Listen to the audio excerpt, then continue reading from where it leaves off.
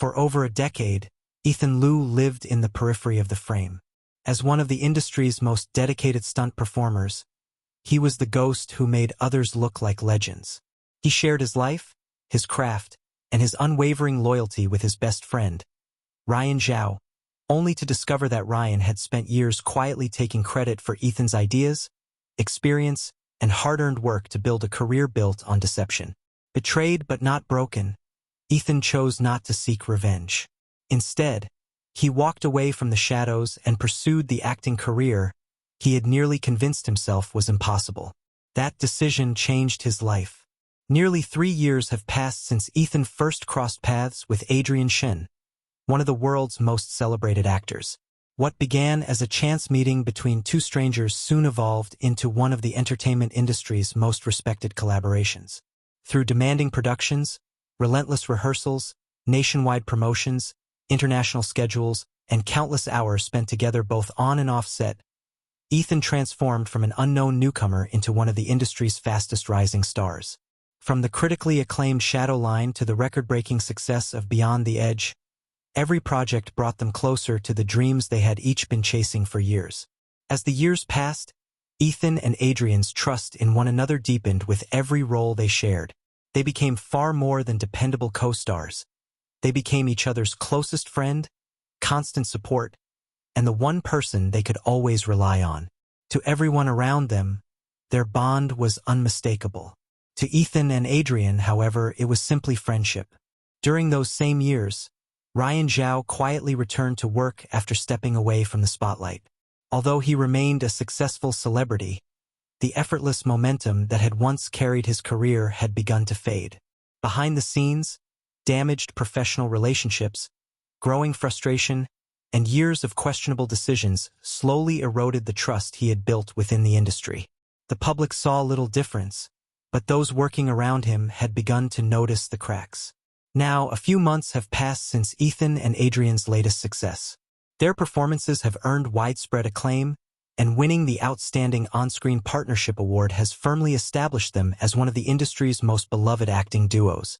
Their careers continue to soar. Their friendship has never been stronger. What neither of them realizes is that the people around them have already begun to see something they cannot.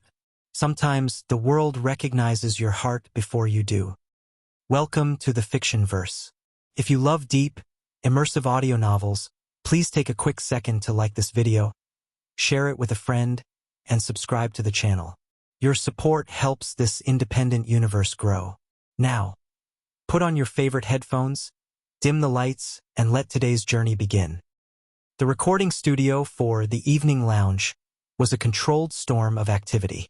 It was one of the most popular variety shows in the country, known for its relaxed atmosphere and the way it managed to peel back the layers of celebrity masks. Today, the air in the building felt even more charged than usual. In the production booth, Nathan Yao, the show's veteran host, was leaning over a monitor, watching the floor crew adjust the lighting on the main stage. Beside him, Lily Peng, the resident comedian and co-host, was flipping through a stack of cue cards, her brow furrowed in concentration. The numbers for the live stream teaser already broke our season record, Nathan noted, a small, impressed smile on his face. And the guests haven't even stepped into the building yet. Lily looked up, clicking her pen. It's the Lucian effect, Nathan. People aren't tuning in for a scandal. They're tuning in because they actually like these two. It's weird, right? In this industry, we're usually selling drama. These guys are just selling, I don't know, reliability?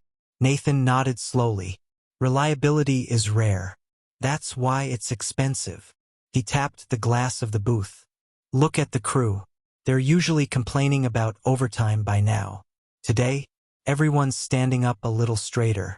They want to be here. One of the junior producers, a young woman named Mia, hurried into the booth. Ethan Liu just arrived, she whispered, sounding a bit breathless. He's 40 minutes early. He's currently in the hallway helping one of our PAs move a crate of equipment. Nathan and Lily exchanged a look. 40 minutes early, Lily muttered, and helping with the crates. He really is as advertised, isn't he? Go tell the staff to leave him alone, Nathan instructed Mia. Don't treat him like a guest yet. Let him breathe. We don't want to start the recording with him feeling like he's on display. Downstairs, Ethan was indeed holding one end of a heavy plastic bin filled with lighting cables. He was dressed simply. A plain navy hoodie, dark jeans, and his favorite worn-in sneakers. He didn't look like the man who had just won one of the biggest acting awards in the country. He looked like a guy who knew that a heavy box was easier to move with two people. You really don't have to do that, Mr. Liu, the young production assistant squeaked, her face a bright shade of pink. It's fine, really, Ethan said, his voice warm and casual. I've spent half my life moving these bins. My back would feel weird if I just watched you struggle with it. As they set the bin down near the stage entrance, Marcus Way arrived. The manager looked as professional as ever in a sharp suit, but he stopped when he saw Ethan dusting off his hands. I leave you alone for 10 minutes to talk to the director, and you're already back on the crew, Marcus teased, though his eyes held a quiet respect. You're going to make the other guests look bad, Ethan. Just helping out, Marcus. Ethan shrugged. Is the schedule still on track? It is. Adrian's about 5 minutes out. He had a meeting with a scriptwriter that ran long. Ethan checked his watch. Has he had breakfast? He mentioned he was heading straight from the office. Marcus sighed, a machinoid sound. He said he had a shake, which we both know means he had a cup of coffee and half a protein bar. Ethan frowned. I brought an extra bag of those steamed buns from the shop near my place. They're still warm. I'll leave them in the waiting room. Before Marcus could reply, the heavy double doors at the main entrance swung open.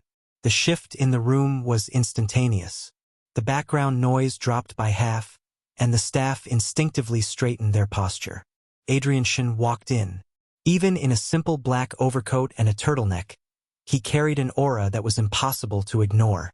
It wasn't that he was trying to be intimidating. It was just the weight of a decade at the top. He looked tired, the shadows under his gray eyes a bit more pronounced than usual, but he offered a polite, graceful nod to the staff as he passed. His eyes scanned the room, bypassing the producers and the cameras, until they landed on Ethan. The rigid tension in Adrian's shoulders didn't just loosen. It vanished. You're early, Adrian said, walking straight over. He didn't look at Marcus. He didn't look at the script in his hand. He just looked at Ethan. I'm always early, Adrian, Ethan replied, his voice dropping into that easy, familiar rhythm they shared. Breakfast. Adrian blinked, as if he'd forgotten the word existed. I had a shake. A shake isn't breakfast. I've got the buns from the corner shop in the back. Come on, you've got 20 minutes before they need you in makeup. The ones with the spicy filling? Adrian asked, his interest clearly sharpening. Yeah. And the soy milk. Adrian offered a small, genuine smile, the kind the cameras rarely caught. Okay, lead the way. As the two of them walked toward the waiting room, Adrian naturally reached out and straightened the collar of Ethan's hoodie, which had gotten tucked in while he was moving the crate. He didn't stop talking as he did it, and Ethan didn't even flinch or thank him. It was a gesture so instinctive, so practiced, that it was clear it happened a dozen times a day. Marcus, Nathan, and Lily watched them disappear down the hall. See, Lily whispered to Nathan. That's what I'm talking about. They didn't even say hello. They just started a conversation that felt like it had been going on for years. They didn't just start a conversation, Nathan noted. They started looking after each other. Did you see the way Adrian fixed his collar? It was like he was checking his own reflection. Inside the waiting room, the atmosphere was much quieter. Ethan had already set out the food on a small coffee table. He was busy pouring 2 cups of coffee from the machine in the corner. Adrian sat on the sofa, picking up one of the warm buns. He took a bite and let out a long, satisfied sigh. I think I was actually hungry. You're always hungry. You just forget until someone puts food in front of you, Ethan said, handing him a cup. He sat down in the armchair opposite Adrian, picking up a script for tomorrow's rehearsal. They spent the next 15 minutes in a comfortable, productive silence. The only sounds were the rustle of pages and the occasional hum of the air conditioner. Ethan watched Adrian out of the corner of his eye. He noticed Adrian reaching for a fourth cup of coffee. Before Adrian's hand could touch the pot, Ethan stood up and moved it to the other side of the counter. "You've had 3, Ethan said simply. Adrian paused, his hand hovering in midair. He looked at the coffee pot, then at Ethan. "I didn't sleep well. I know. But if you have a 4th, your hands are going to shake during the close-ups, and Lily is going to make a joke about it on camera. Drink some water instead." Adrian grumbled something under his breath, but he didn't argue. He picked up the bottle of water Ethan had already opened for him. Marcus poked his head into the room. 5 minutes, guys. Nathan wants to do a quick briefing before we go live." Ethan stood up, smoothing out his hoodie. He looked at Adrian, who was still sitting on the sofa, looking a bit dazed from the sudden influx of food and water. "Ready?" Ethan asked. Adrian looked up.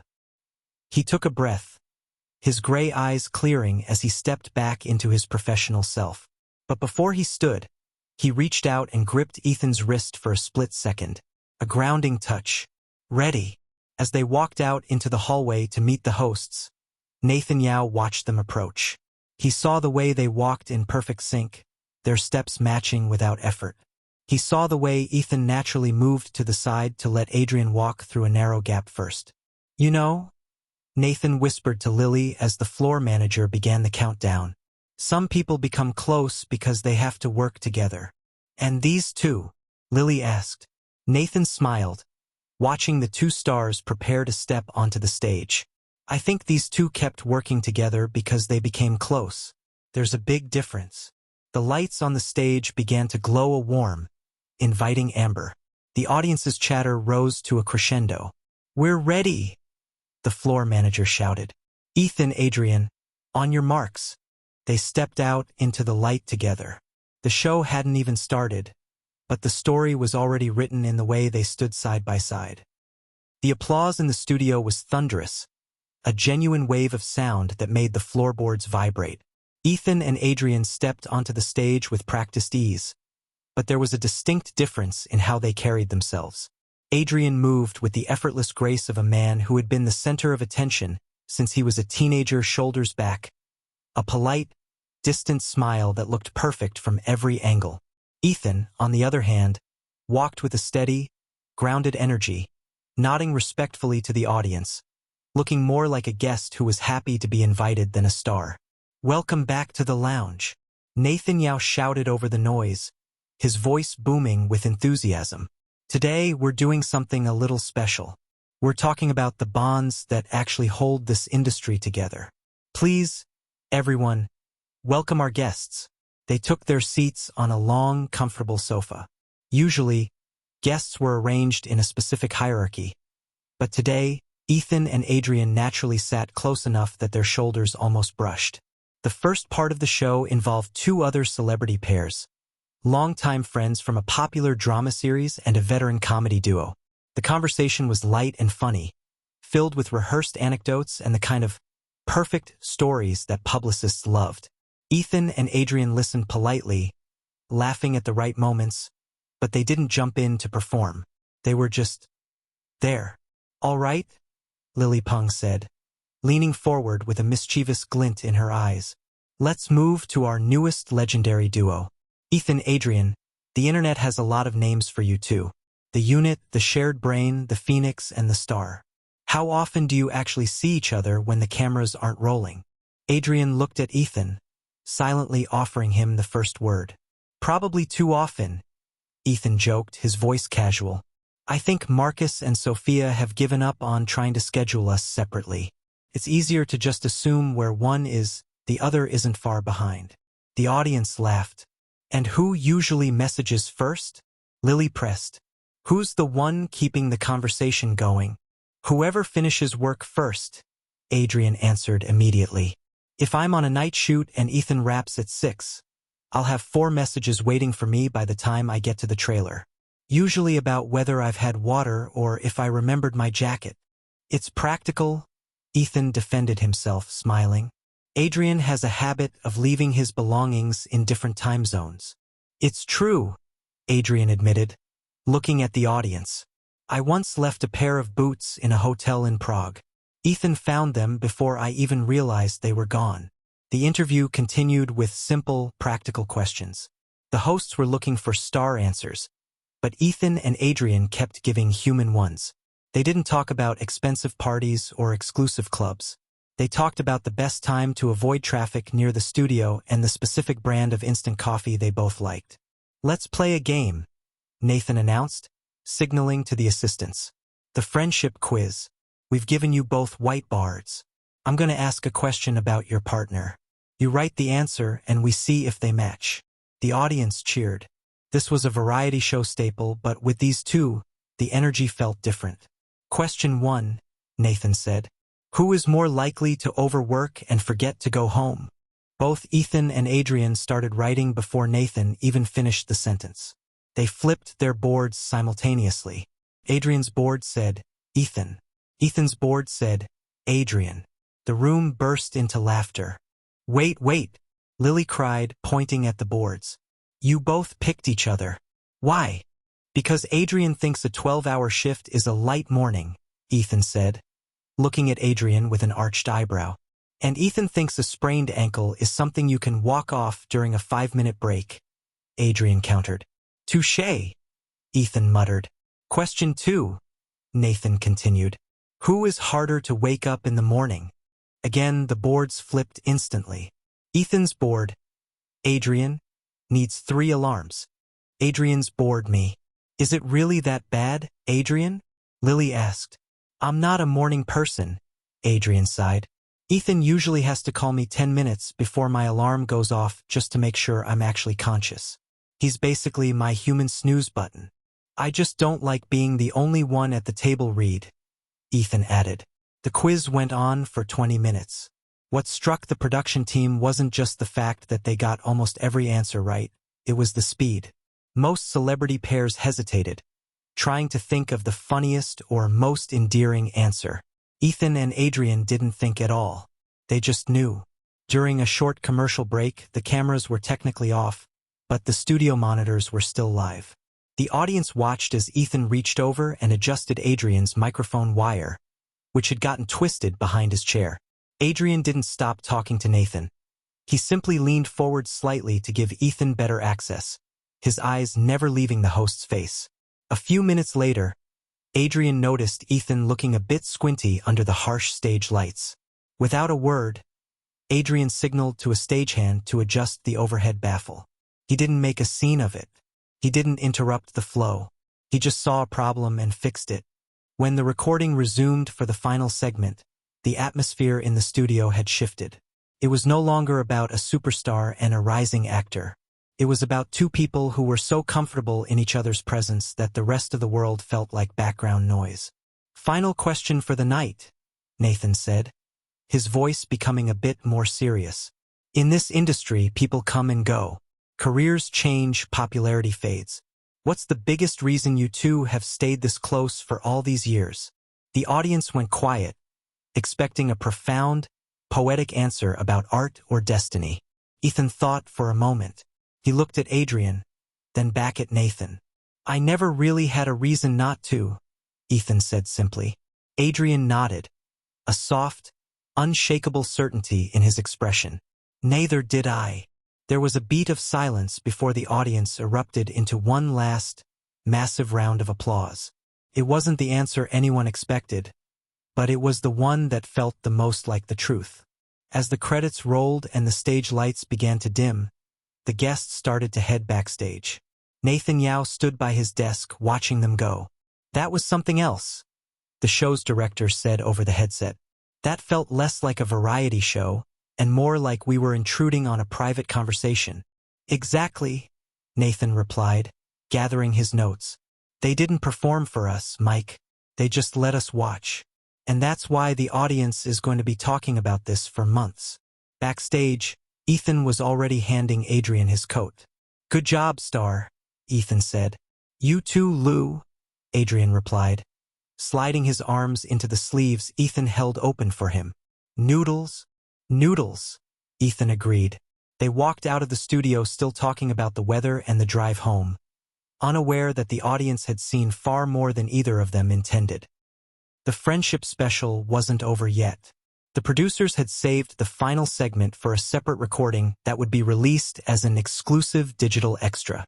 This part was designed to be more intimate, just the hosts and the guests sitting around a smaller, circular table in a dimly lit corner of the studio. The theme was nostalgia. "We did some digging," Lily Peng said, her voice dropping into a softer, more conspiratorial tone. "Our research team went through the archives. We wanted to see if the chemistry we see today was always there." A large screen behind them flickered to life. The first clip dated back nearly 5 years, to a time before Ethan and Adrian had ever spoken to each other. It was a chaotic red carpet at a mid-level awards ceremony. Ethan was still a rookie actor and stuntman then, looking a bit stiff in a suit that was just a fraction too large. He was standing in the background of an interview Adrian was giving. In the clip, Adrian was being hounded by a particularly aggressive reporter. Just as the superstar looked like he was about to lose his cool, the camera caught Ethan stepping forward. He didn't say anything, but he'd accidentally tripped slightly, bumping into the reporter's cameraman. The resulting stumble had broken the reporter's flow, giving Adrian enough time to give a final nod and walk away. The screen paused on a frame of Adrian looking back over his shoulder at Ethan. There was no smile, just a sharp, intense look of recognition. "I don't even remember that." Ethan laughed, leaning closer to the screen. "I think I actually did trip that time." "No, you didn't," Adrian said, his voice quiet. "I remember thinking at the time, who is this guy who just saved my life with a fake stumble?" The audience in the booth let out a soft ooh. The next clip was a behind-the-scenes video from their very first collaboration. They were in a rehearsal room, both covered in sweat, arguing about the blocking of a fight scene. They weren't being polite. They were being professional, pushing each other, challenging the movements, neither willing to back down. But then, the clip showed the moment the director called for a break. Both of them immediately dropped their guard. Ethan handed Adrian a towel, and Adrian leaned his head on Ethan's shoulder for 3 seconds, both of them breathing hard, eyes closed. "That wasn't in the script," Nathan noted. "We were just tired," Ethan said, though there was a warmth in his gaze as he watched his younger self. "Rehearsals for that show were brutal. I think we spent more time on those mats than in our own beds." "It wasn't just the tiredness," Adrian added. "It was the first time I realized I didn't have to carry the whole scene by myself. I could lean on him. Literally." The screen showed more moments. A joint interview where they were both trying to hide a laugh at a host's mistake. A charity event where they were caught sharing a bag of chips in a corner. And a candid photo of them at an airport, both asleep in the lounge chairs, their bags piled between them. As the montage continued, the room grew quiet. For the audience watching later, it would be a trip down memory lane. But for Ethan, it was something else. He sat back in his chair, his eyes fixed on the screen. He saw the progression of the last few years laid out in 30-second bursts. He saw himself growing more confident, more visible. And in almost every single shot, whether he was in the center of the frame or tucked into the corner, Adrian was there. Sometimes Adrian was looking at the camera. But more often than not, he was looking at Ethan. "What don't these clips show?" Nathan asked, pulling them back to the present. "Tell us about the story between the footage." Ethan cleared his throat. "They don't show the long car rides home," he said softly. "The phone calls at 2 in the morning when a script wasn't working. The moments when one of us wanted to quit and the other just wouldn't let him. They don't show the trust," Adrian said, his gray eyes fixed on Ethan. "The clips show us standing together. But they don't show the reason why we stood there in the first place." The final photo appeared on the screen. It was a simple, low-quality group shot from a rap party 1 year ago. There were 20 people in the photo, all cheering and holding drinks. Ethan was in the center, laughing at something off-camera. And right beside him, his hand resting casually on the back of Ethan's chair, was Adrian. Nathan looked at the photo, then at Ethan. "When you look back at all of this, what surprises you most?" Ethan studied the screen for a long time. The silence in the studio stretched out, becoming heavy and meaningful. "I didn't realize Adrian was in so many of my memories," Ethan said quietly. The words weren't dramatic. They weren't even sentimental. They were just a statement of fact. But the impact hit everyone in the room. Adrian didn't look surprised. He just smiled, a small, knowing expression. You were usually too busy looking at the work, Ethan. Someone had to look at you. The audience in the booth laughed softly, breaking the tension. The mood stayed light for the rest of the segment, but the sentence stayed with Ethan. As the recording wrapped and the crew began to break down the sets, Nathan Yao shook Ethan's hand. You two have had a remarkable friendship, Nathan said. Thanks, Nathan. It's been a long road, Ethan replied politely. As Ethan and Adrian left the studio and headed toward the parking lot, they were already talking about tomorrow's filming schedule. I think we need to adjust the dialogue for the roof scene, Ethan said, checking his phone. I was thinking the same thing. The second paragraph feels a bit too formal. Adrian agreed. They continued their conversation as they reached their cars. Completely ordinary, completely themselves. Meanwhile, Nathan watched them leave from the studio window. What are you thinking? Lily asked, coming up behind him. Nathan watched the two figures disappear into the evening light. Some friendships become memorable because of one extraordinary moment, he said. Theirs became memorable because of thousands of ordinary ones. He paused, a thoughtful look on his face. Nathan watched their taillights disappear into the evening traffic before quietly turning off the studio lights behind him. Some stories took years before anyone understood what they had really been watching. The week following the friendship special was a blur for Ethan, but not because of the show itself. For him, the recording was just another work day, a long session of sitting under bright lights and answering questions. He had gone straight from the studio to a late-night rehearsal for a new project, and by the time he finally got to his own bed, the variety show was the last thing on his mind. But while Ethan was busy memorizing lines, the rest of the world was busy hitting the replay button. By Friday night, when the episode officially aired, the ripple had turned into a wave. Ethan was in the middle of a night shoot on a quiet street downtown when Sophia walked up to him during a lighting reset, holding her phone out like it was a glowing piece of evidence. You might want to take a look at this before the next take, Sophia said, her voice dry but amused. Ethan squinted at the screen. It was a compilation video, already racking up hundreds of thousands of views. The title was simple. The way Ethan looks at Adrian when he thinks the cameras are off. Ethan watched for a few seconds. The clip showed him during the variety show, leaning back while Adrian told a story about a filming mishap. Ethan wasn't doing anything dramatic. He was just watching Adrian with a faint, relaxed smile, his eyes steady and focused. I'm just listening to him tell a story, Sophia, Ethan said, handing the phone back. What's the big deal? He's a good storyteller.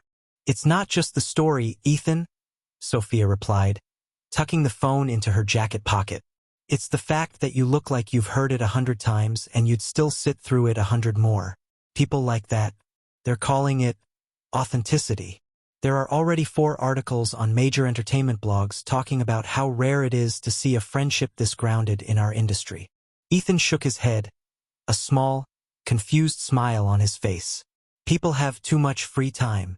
Across the city, Adrian was having a similar conversation with Marcus. They were at a costume fitting for a joint magazine feature, and Marcus was scrolling through a series of editorials that had just been published online. Look at this headline, Adrian, Marcus said, turning the tablet toward him. Why the Ethan-Adrian bond is the only script the industry didn't write. Adrian glanced at the screen while a tailor pinned the hem of his trousers. It's a bit wordy, isn't it? It's a rave, Adrian. They're talking about how you two don't perform for the lens. They're rewatching all your old interviews from Shadowline and Beyond the Edge. They're finding all these tiny moments, the way you guys stand in sync, the way you check each other's marks. It's not just fans anymore. The industry veterans are starting to comment. I saw a post from director Sue today. He just wrote, "Finally, people are noticing what I saw on day 1. Adrian quietly smiled, his eyes softening. People really notice everything, don't they? Only when it's genuine, Marcus said, patting his shoulder. If you guys were faking it, the internet would have torn you apart by now. but because it's just you, they can't get enough. The reaction wasn't limited to fans and bloggers. On the set the next day, the atmosphere felt different.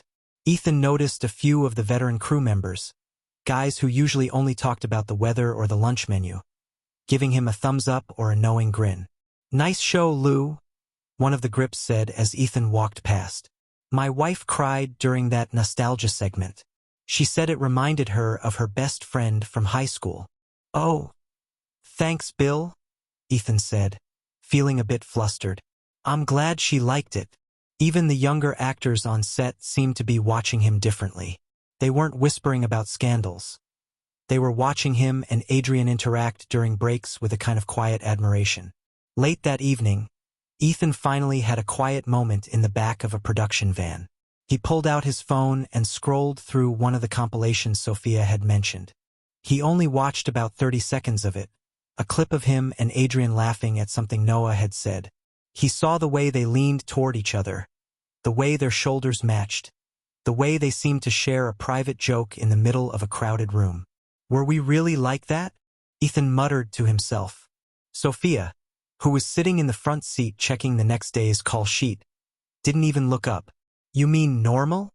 Ethan thought for a second, then corrected himself. "No, not just normal. That comfortable." Sophia finally looked over her shoulder, a small smile playing on her face. "You've been like that for years, Ethan. The only thing that changed is that the world finally got a good look at it." Ethan watched the clip one more time before locking his phone. He didn't feel embarrassed or worried. He just felt a strange, quiet warmth. As the van moved through the city, he looked out at the lights. The world wasn't discovering a secret. It was simply seeing the truth. For the first time, he found that he didn't mind. The problem with a habit is that you usually don't realize you have one until someone else points it out. For Ethan, the realization that he had Adrian-shaped habits started on a rainy Tuesday morning on the set of their current rehearsal. They were in a large, drafty soundstage, and Ethan was discussing a blocking change with the assistant director. Adrian was about 20 feet away, talking to a costume designer about a jacket. Without even pausing his conversation or looking over his shoulder, Ethan reached out, grabbed a spare bottle of water from a nearby table, and walked over to Adrian. He handed the bottle to him, unscrewing the cap halfway first, and then walked right back to the assistant director to finish his sentence. Adrian had taken the bottle and started drinking without even breaking eye contact with the designer. He didn't even say thank you. Not because he was rude, but because the exchange was so routine it didn't require words. Sophia, who was standing nearby with a clipboard, watched the whole thing with a smirk. "You really don't think before doing that anymore, do you?" Sophia asked when Ethan stepped away. Ethan blinked, looking confused. "Doing what?" "Looking after him," Sophia said, gesturing toward Adrian, who was now leaning against a crate, still holding the water Ethan had given him. "You didn't even look to see if he was thirsty. You just knew." Ethan shrugged, feeling a bit self-conscious. "It's a long morning. Everybody's thirsty. Somebody has to pay attention." Sophia laughed, a short, genuine sound. "Exactly.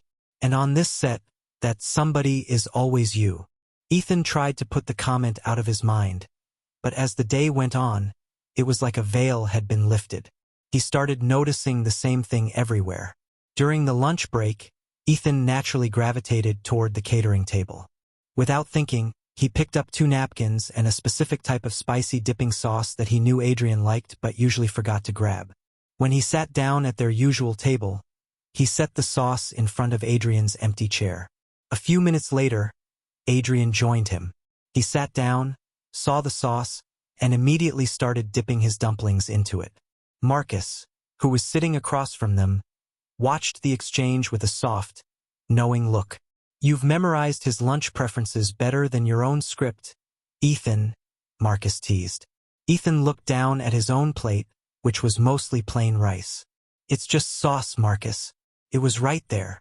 And the fact that Adrian adjusted your filming schedule this morning because he knew you had that extra rehearsal at the gym?" Marcus added, looking at Adrian. "He didn't even ask you if you were tired. He just told the producer you needed the morning slot."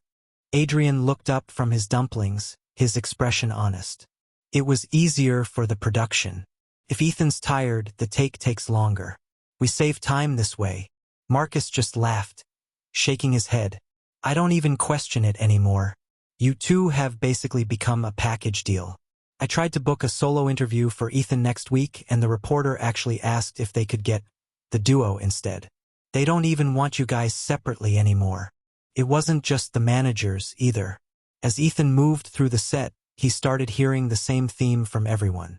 Hey Lou, a younger actor said, popping his head into the dressing room. Have you seen Adrian? The director wants to go over the ending again. He's in the wardrobe trailer, Ethan answered automatically.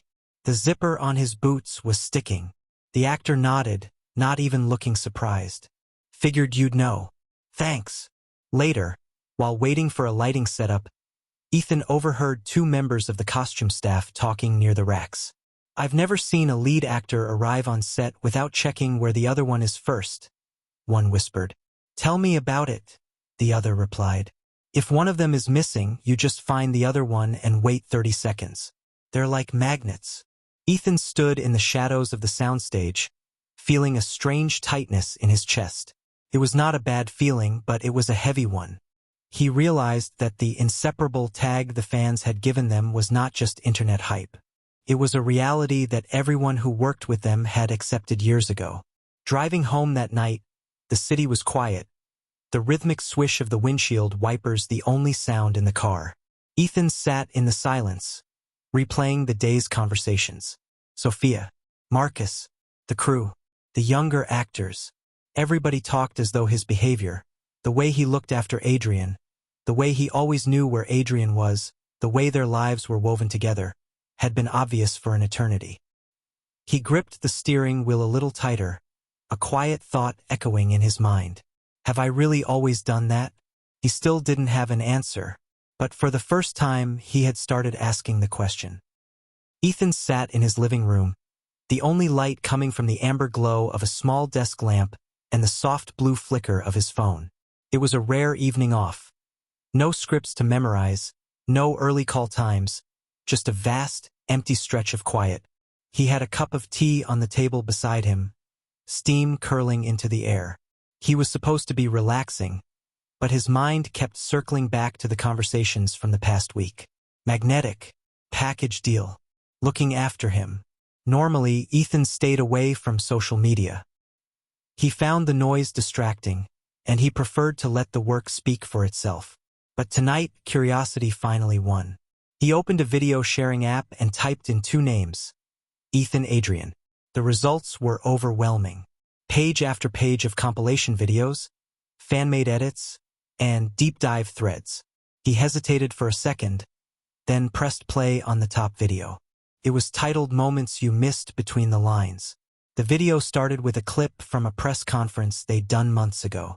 Ethan watched himself on the screen. He saw Adrian being asked a complicated question by a reporter. On the screen, the variety show Ethan didn't just sit there. He instinctively moved a chair an inch to the right so Adrian could sit more comfortably. Then, he saw himself passing a script to Adrian without even looking at him. He just reached out and Adrian's hand was already there to take it. Ethan paused the video. He didn't remember doing either of those things. Not because he was trying to hide them, but because they had felt as significant as breathing. He kept watching. He saw a clip of them backstage at an awards show. The hallway was crowded, but when someone made a joke off camera, Ethan's first impulse wasn't to laugh at the joke.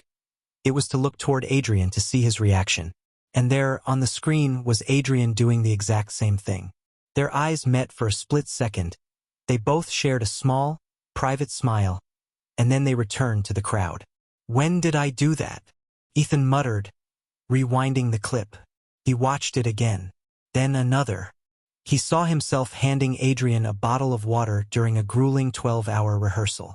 He saw himself waiting by the studio exit for 20 minutes because Adrian was still talking to the director, not looking annoyed or impatient, just waiting.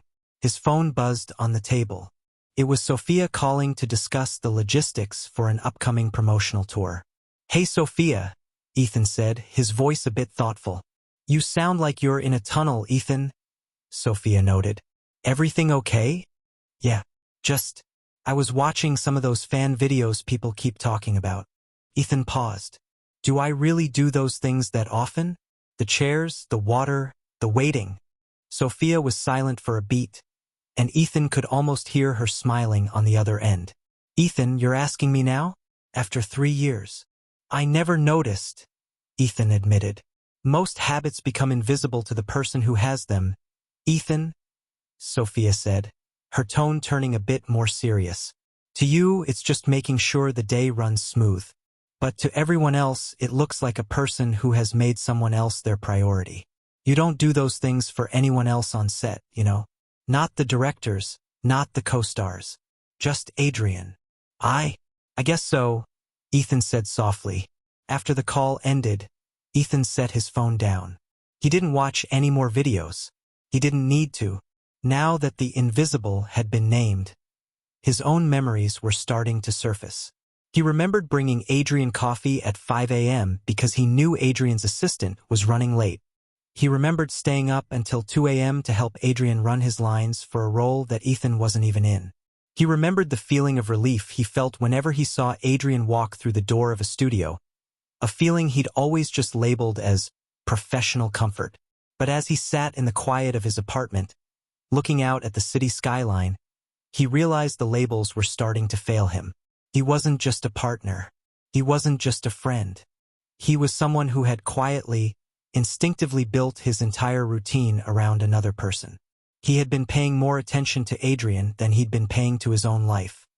He stood up and walked to the window, the cold glass pressing against his forehead. The realization didn't make him panic. It didn't even make him embarrassed. It just made him feel heavy. Most habits become invisible, Ethan whispered to the darkness. He wondered how many other habits he had stopped noticing. He wondered if Adrian had habits of his own. Ethan realized that he wasn't just watching the changes anymore. He was part of them. The morning air outside the studio was biting, the kind of cold that seemed to seep through even the thickest layers of a hoodie. Ethan stood by his car for a moment, watching his breath turn into small white clouds in the dim, pre-dawn light. He hadn't slept much. The videos he'd watched the night before, the ones Sophia had laughed off as simple habits, were playing on a loop in the back of his mind. He shook his head, trying to clear the mental fog, and started walking toward the soundstage. The gate gave its usual heavy, metallic groan as he pushed through.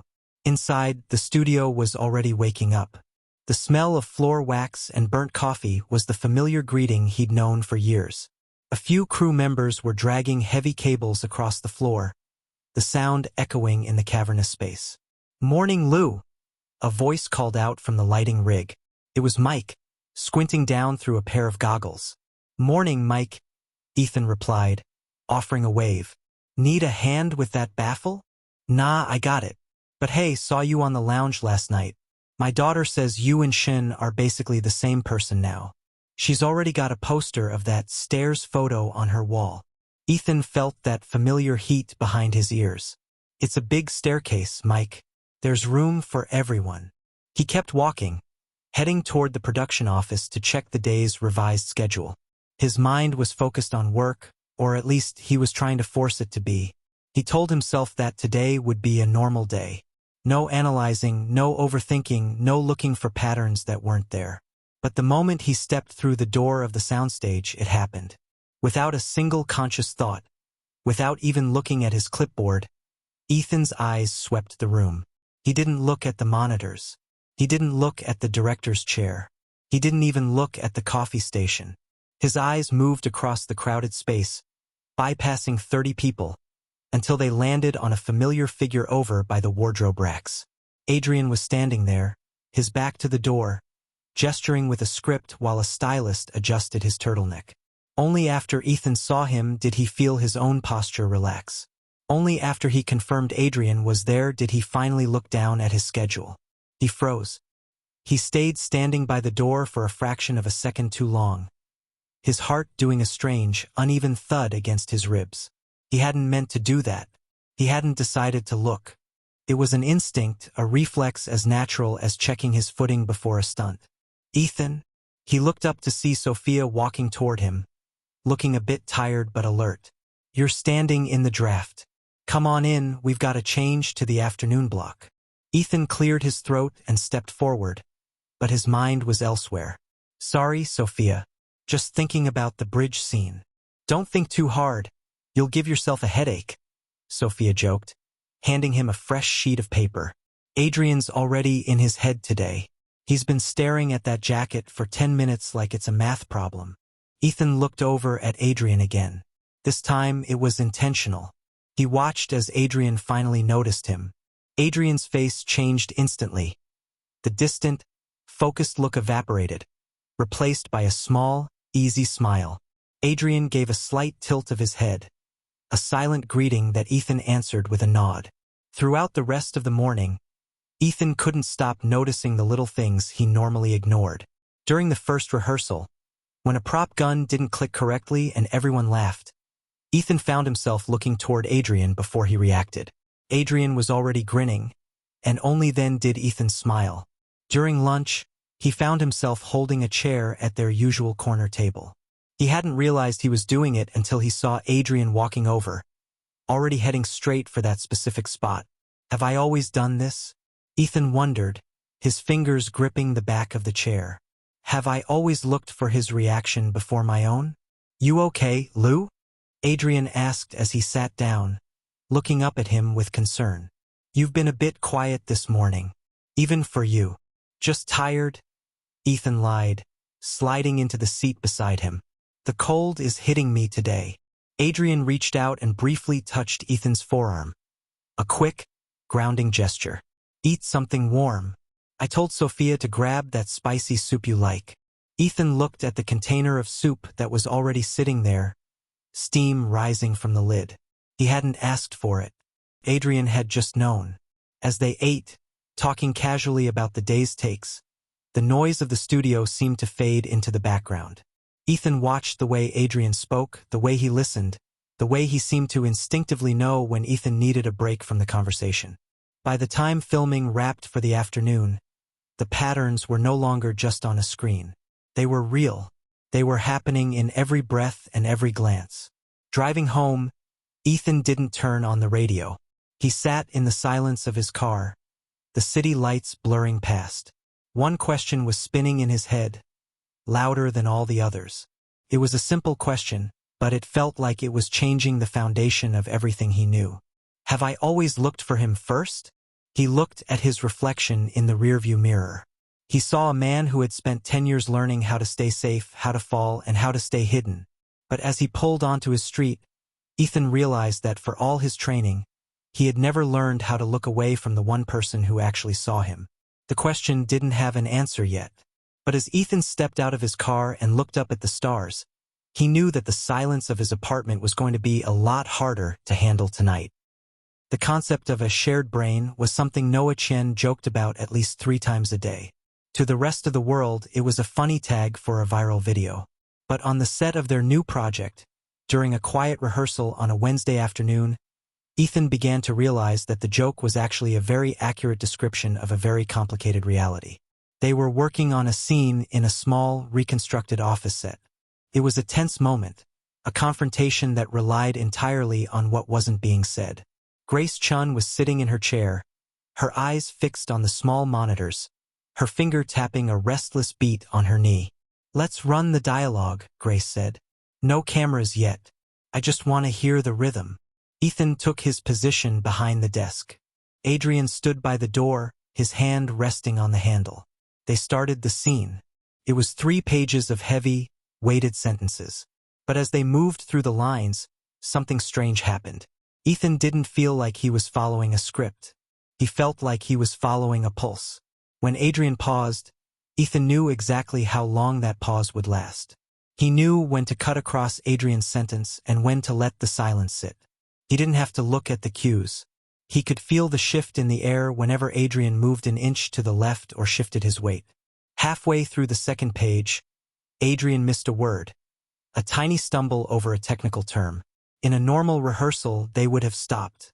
But without missing a beat, Ethan adjusted his next line, filling the gap Adrian had left so naturally that the scene didn't even skip a beat.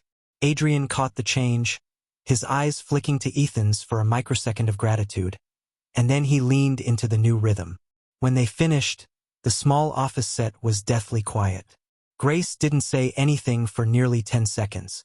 She just stared at them. "Did you guys rehearse that last night?" Grace finally asked, her voice sounding a bit stunned. "No," Adrian said, leaning against the doorframe. It felt right.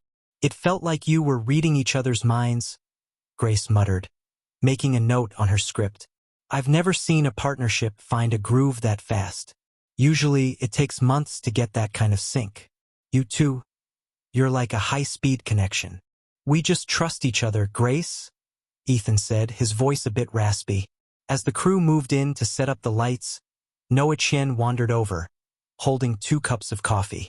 He handed one to Ethan and one to Adrian, looking between them with a smirk. "See," Noah said, "that's what I'm talking about. Between the lines. You guys aren't even using the script anymore. You're just vibing." "It's called acting, Noah," Adrian joked, taking a sip of his coffee. "No, it's not," Noah countered, leaning against a fake pillar. "I've been acting for 15 years. Acting is when I have to look at your face and remember what my next line is. What you guys are doing, that's something else." You didn't even look at the script when Adrian stumbled. You just caught him like he was falling off a building. Ethan looked down at his coffee. Noah was right. He hadn't thought about the script. He'd just seen Adrian's eyes cloud over for a split second and his body had reacted. He'd moved to support him before he even realized there was a problem. "It's just efficiency," Ethan said, though the words felt thin even to him. "Efficiency," Noah laughed, shaking his head. "Sure, and I'm just here for the craft. Listen, the crew is already taking bets on how many takes this scene is going to take. The over-under is 2. Most people are betting on 1. As Noah wandered off, Adrian looked at Ethan. "1 take, Lou? Think we can handle the pressure?" "I think we've handled worse," Ethan replied, offering a small smile. But as he walked back to the desk, Ethan felt a strange weight in his chest. It wasn't the pressure of the scene. It was the depth of what he'd just noticed. He thought about all the other people he'd worked with over the years. He'd worked with legends, with newcomers, with friends. He'd been professional, helpful, and reliable with all of them. But he had never caught anyone like this. He had never felt the air change because someone else breathed. He looked at Adrian, who was now talking to a lighting tech. Adrian looked completely at ease, completely himself. And Ethan realized that the sync wasn't just a professional skill. It was a choice. It was a level of vulnerability that he had only ever allowed himself to show with one person. He picked up his script, but the words looked different now. They weren't just lines to be memorized. They were a map of a connection he was only just beginning to understand. Have we always understood each other this well? The question was becoming a constant companion. As the director called for places, one thought stayed with him. The most important parts of his life weren't the ones being filmed. They were the moments in between, the silence, the glances, and the quiet understanding that didn't need a script at all. The schedule for Thursday was the first major disruption Ethan had experienced in months. For the first time since the start of the project, he and Adrian were on completely different rotations. Adrian had a full day of promotional interviews and a photo shoot for a luxury brand, while Ethan was stuck on stage 2, filming a series of solo action sequences that had been delayed from the previous week. The morning started with a sense of offness that Ethan couldn't quite place. He arrived at the studio at his usual 5 a.m., but the waiting room was empty. No coffee pot humming, no bag of warm buns on the table, no Adrian leaning against the wall with a messy head of hair. "Lou, you're early," Mike the lighting tech said as he walked in. "Adrian's not here today, though. He's over at the downtown hotel for the press junket." "I know," Ethan said, trying to sound casual. "I'm just here for the warehouse stunts." "Right. Well, coffee's fresh. Help yourself." The morning was a grind. The action sequences were physically demanding. Lots of wire work, lots of repeated falls, and a series of complex pivots that required absolute focus. Ethan threw himself into the work, hoping the physical exertion would drown out the quiet hum of his thoughts. But during the breaks, the silence was deafening. Normally, after a difficult sequence, Ethan would walk off the mats and find Adrian waiting with a bottle of water or a quick joke about how many times Ethan had died that morning. They would sit together for 10 minutes, discussing the choreography or just staring at the ceiling in comfortable silence. Today, when Ethan stepped off the mats, there was only the sound of the crew resetting the cameras. He sat on a crate in the corner, holding his own bottle of water, feeling strangely out of sync. He found himself checking the time every 15 minutes. He wondered if the interviews were going well. He wondered if Adrian had remembered to eat breakfast. Looking for someone? Ethan looked up to see Sophia standing there, a tablet in her hand. "No," Ethan said a bit too quickly. "Just checking the schedule." Sophia didn't look convinced. She sat on a nearby stool, scrolling through her notes. "The downtown set is a circus. Adrian's been in front of cameras since 7. He messaged me 10 minutes ago asking how your wire work was going." Ethan felt a small, unexpected surge of relief. "Tell him it's fine. Just a lot of resets." "I did. He also told me to tell you that he found a new type of coffee at the hotel, and he's bringing a bag back for the apartment." "He doesn't need to do that," Ethan muttered, though a small smile touched his lips. The afternoon was even harder. As Ethan waited for the final lighting setup, he caught a glimpse of a television monitor in the production office. They were airing a live look at the press junket. On the screen, Adrian was looking every bit the global superstar. He was dressed in a tailored suit, his hair perfectly styled, his perfect gentleman mask firmly in place. He was laughing at a joke the interviewer made, leaning forward with that easy, practiced charm that the world loved. Beside him sat another actor, a beautiful young woman who was the lead in Adrian's upcoming international project. She was smiling at Adrian, her hand resting briefly on his arm as she added a comment to his story. Ethan stood in the shadows of the soundstage, watching the screen. He felt something tighten in his chest, a sharp, cold sensation that he'd never felt before. It wasn't anger. It wasn't irritation. It was a physical discomfort, a sense of wrongness that made it hard to breathe. He watched as Adrian turned to look at the woman, his expression soft and attentive. The camera zoomed in on the two of them, the headline at the bottom of the screen flashing. A new power duo? Adrian Shin and his new co-star spark chemistry. Ethan turned away, his heart pounding a strange, frantic rhythm. "What is that?" he wondered, his hands gripping the strap of his bag. "Why does that feel like a hit to the ribs?" He tried to tell himself it was just the schedule. He was tired, he was hungry, and he was out of his routine. The day had been long and the stunts had been brutal. It was only natural to feel a bit off. But as he walked back onto the mats for the final take of the day, Ethan realized the off feeling wasn't about the work. It was about the distance. For years, he'd been perfectly fine being alone. He'd spent a decade as a shadow, a man who didn't need anyone to catch him. But now, the space where Adrian usually stood felt like an empty room in a house he'd just discovered was his. The day's work finally ended at 7 p.m. As Ethan walked toward his car, he saw a familiar black SUV pull into the lot. The door opened, and Adrian stepped out, looking exhausted, his tie loosened and his jacket over his arm. "Lou," Adrian called out, his voice sounding genuinely happy. Ethan stopped, his own exhaustion suddenly feeling a lot lighter. "Back from the circus?" "It was a nightmare," Adrian sighed, walking over. "I think I answered the same 5 questions 75 times. And the photo shoot, I spent 3 hours standing in a fountain. I think my toes are still pruning." Adrian looked at Ethan, his gray eyes searching Ethan's face. "Sophia said you had a tough day on the wires. You okay?" "I'm fine," Ethan said. And as Adrian stepped into his space, as the familiar scent of Adrian's cologne and the easy rhythm of his voice filled the air, Ethan realized he was fine. The tightness in his chest vanished. The day felt complete again. "Noodles?" Adrian asked, offering a tired grin. "Noodles," Ethan agreed. Driving back, Ethan thought about the strange feeling from earlier. Adrian hadn't done anything wrong. The co-star had just been doing her job. The headline had just been clickbait. So why had it felt so wrong? He gripped the steering wheel a little tighter, the city lights reflecting in his eyes. He didn't have a name for the feeling yet. He wasn't ready to call it jealousy.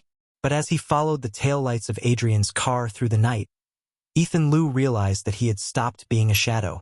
He was someone who had quietly grown used to Adrian being there. And for the first time in his life, that realization was more terrifying than any stunt he'd ever performed. The rhythm of a film set is built on a series of small, repetitive searches. Where's the focus puller? Where's the prop phone? Where's the secondary lighting rig? For Ethan, these questions were the background noise of his professional life. But lately, he was starting to realize that his brain had developed its own specific high-priority search function, one that didn't appear on any production list. It was a Friday morning, the kind where the humidity made the air in the studio feel thick and the coffee taste slightly more bitter than usual. Ethan was standing near the monitors, discussing a technical change to a stunt landing with Sophia. Suddenly, Jonathan Sue stomped over, looking slightly frantic as he flipped through a stack of storyboards. "Has anyone seen Adrian?" Jonathan barked, not even looking up. "The lighting for the hallway is ready, and if we don't start in 5 minutes, we're going to lose the morning slot." Without a second of hesitation, without even scanning the room or checking his phone, Ethan pointed toward the far left corner of the soundstage. "He's in the wardrobe trailer," Ethan said, his voice calm and steady. "One of the buttons on his shirt popped during the last rehearsal. He's getting it swapped." Jonathan paused, finally looking up. He gave a sharp, satisfied nod. "Right. Thanks, Lou." As the director hurried off, Sophia stayed where she was, leaning against a ladder. She watched Ethan for a long moment, a small, amused glint in her eyes. "You answered that pretty fast," Sophia noted, crossing her arms. Ethan shrugged, returning his attention to the landing mat. "I saw him head that way about 10 minutes ago. It wasn't hard to figure out." 10 minutes ago, Ethan, you were in the middle of a harness check on stage 3, Sophia reminded him. "You would have had to look through 2 doors and a crowd of 20 people just to see the back of his head." Ethan felt a tiny prickle of defensiveness. "It's a small set, Sophia. I notice things. It's part of the job." "Is it?" Sophia raised an eyebrow.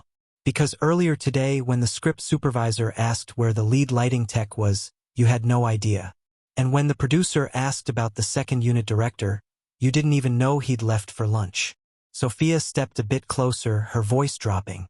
"But the second someone asks about Adrian, you know where he is, what he's doing, and probably what he's thinking about for dinner. You don't even have to think about it.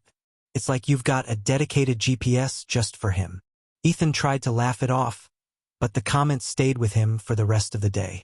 He decided to conduct a small experiment, a test of his own self-control. For the next 3 hours, he told himself he wouldn't look for Adrian. He would focus entirely on his own marks, his own lines, and his own team. He threw himself into the work. He chatted with the grips, reviewed the safety protocols for the afternoon shoot, and spent 20 minutes helping a nervous extra find the right motivation for a background walk. He felt focused. He felt independent. Then, during a 10-minute break, someone from the camera crew walked past. "Hey, has Adrian finished his close-ups yet?" the guy asked his partner. Before Ethan could even stop himself, the answer was already out of his mouth.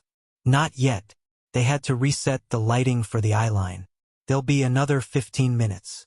The words left his mouth with the ease of an automated response. Ethan froze. He hadn't meant to answer.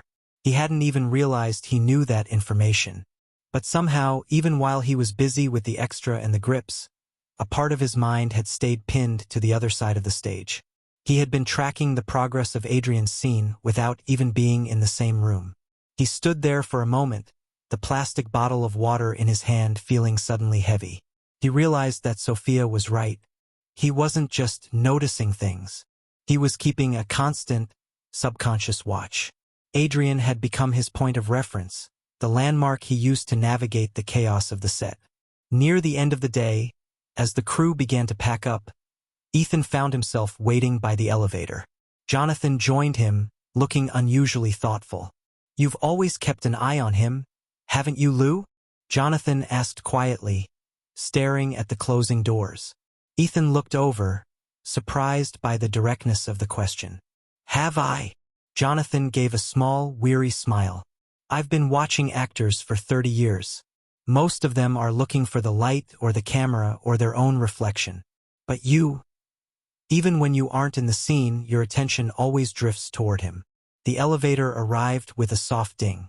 Jonathan stepped inside, leaving the door open for a second. "I thought you knew," he added before the doors slid shut. Ethan didn't get on the elevator. He stayed standing in the empty hallway, the silence of the studio pressing in on him. Driving home that night, he didn't think about the stunts or the schedule. He replayed the day's conversations. Sophia's teasing, Jonathan's quiet certainty, his own automatic, unthinking answers. He realized something that quietly unsettled him. He never consciously chose to keep track of Adrian. It was just there, a background process that never turned off. Not because he was worried, and not because Adrian needed him. He stared at a red light, his hands resting lightly on the steering wheel. One quiet thought surfaced from the back of his mind, clear and impossible to ignore. "Since when did he become the person I look for?" The light turned green, but Ethan stayed still for a second longer. He realized he didn't have an answer, and more importantly, he realized he wasn't sure if he wanted one. One of the most persistent realities of the entertainment industry is the wait. You wait for the sun to hit the right angle. You wait for the rain to stop. You wait for the makeup to dry. For Ethan, waiting had always been a professional requirement. Something he did with a stopwatch and a sense of disciplined patience. But on a Tuesday evening, as the production for the day officially wrapped, Ethan realized that a new kind of waiting had quietly integrated itself into his life. The AD had called wrap at 6:30 p.m. By 7 o'clock, most of the crew had already disappeared into the cool evening air. The soundstage was a landscape of half-dismantled sets and abandoned coffee cups. Ethan was standing near the equipment truck, chatting with Mike while the team loaded the heavy lighting stands. "Ready to head out, Lou?" Sophia asked, walking past with her bag over her shoulder. Ethan glanced toward the far end of the stage. Adrian was still there, huddled with the director and the lead writer, discussing a line change for the following morning. He looked tired, his posture a bit slumped, but he was clearly committed to the discussion. "In a minute," Ethan answered automatically. Sophia didn't stop. She just gave a small, knowing smirk and kept walking. She'd heard that answer before. In fact, she'd heard it almost every day for the last 2 weeks. Ethan stayed where he was. He helped Mike coil a few stray cables. He checked the tension on a nearby pulley. He wasn't in a hurry. He wasn't checking his watch. He was just staying. A younger crew member, a girl from the props department, walked past and offered a tired smile. "Mr. Shen still busy?" Ethan nodded. "Looks like it." The girl laughed softly. "You two always leave together. My mom says it's like watching a team finish a race. Nobody goes home until everyone crosses the line." Ethan smiled politely, but the comment made him pause. Always leave together. As he stood there in the dim light of the soundstage, his mind started to drift. He didn't think about the big award ceremonies or the high-stakes premieres. He thought about the ordinary moments from the last few months. He remembered sitting in a cramped airport lounge for 3 hours because Adrian's fan greeting had run long. He remembered standing in the back of a freezing recording studio because Adrian had one last pickup line to record. None of those moments had felt like a burden. None of them had felt like waiting in the traditional sense. He hadn't been checking his phone or wishing he were somewhere else.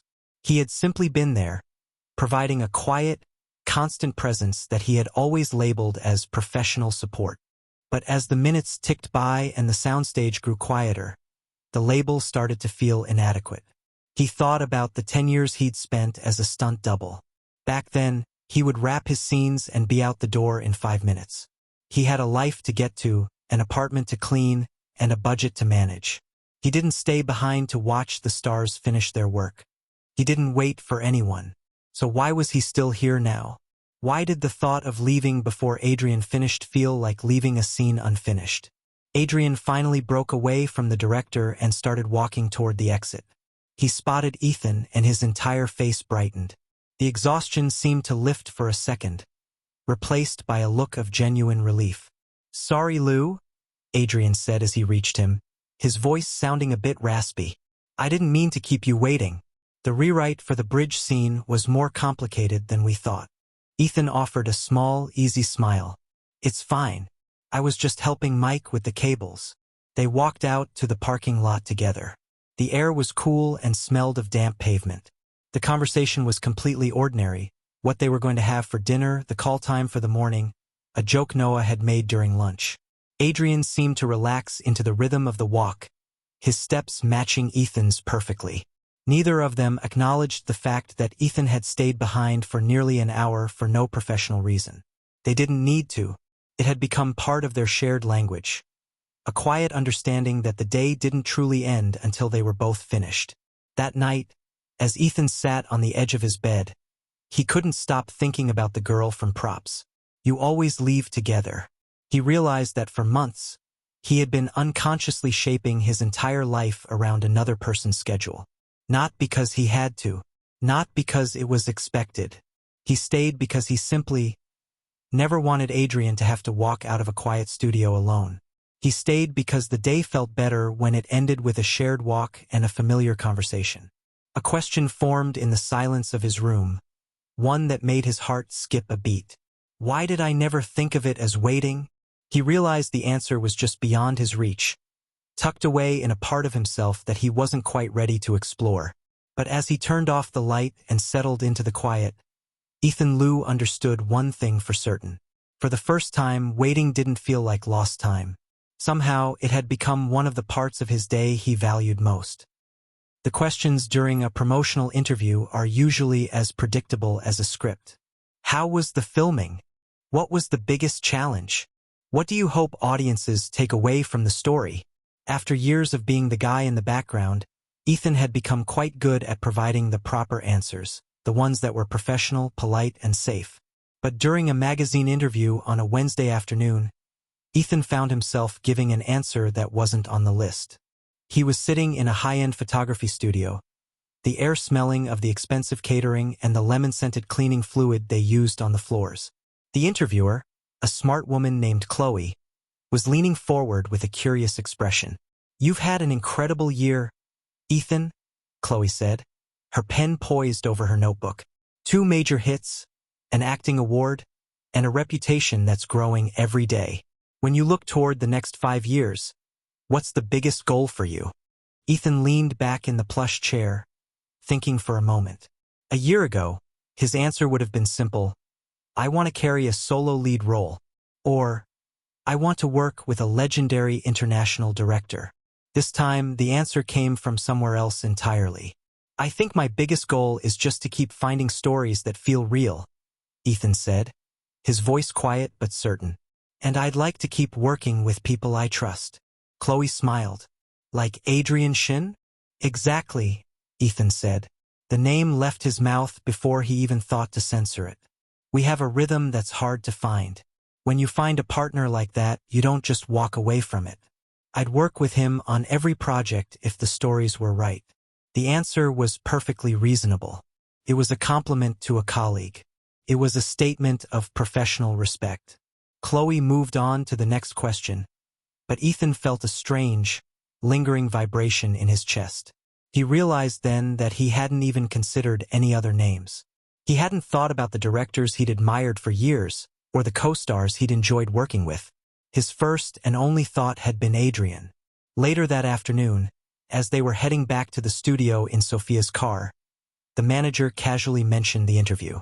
"Marcus mentioned you gave Adrian a nice shout-out in the magazine piece," Sophia said, looking at Ethan through the rearview mirror. Ethan shrugged, looking out the window at the passing city.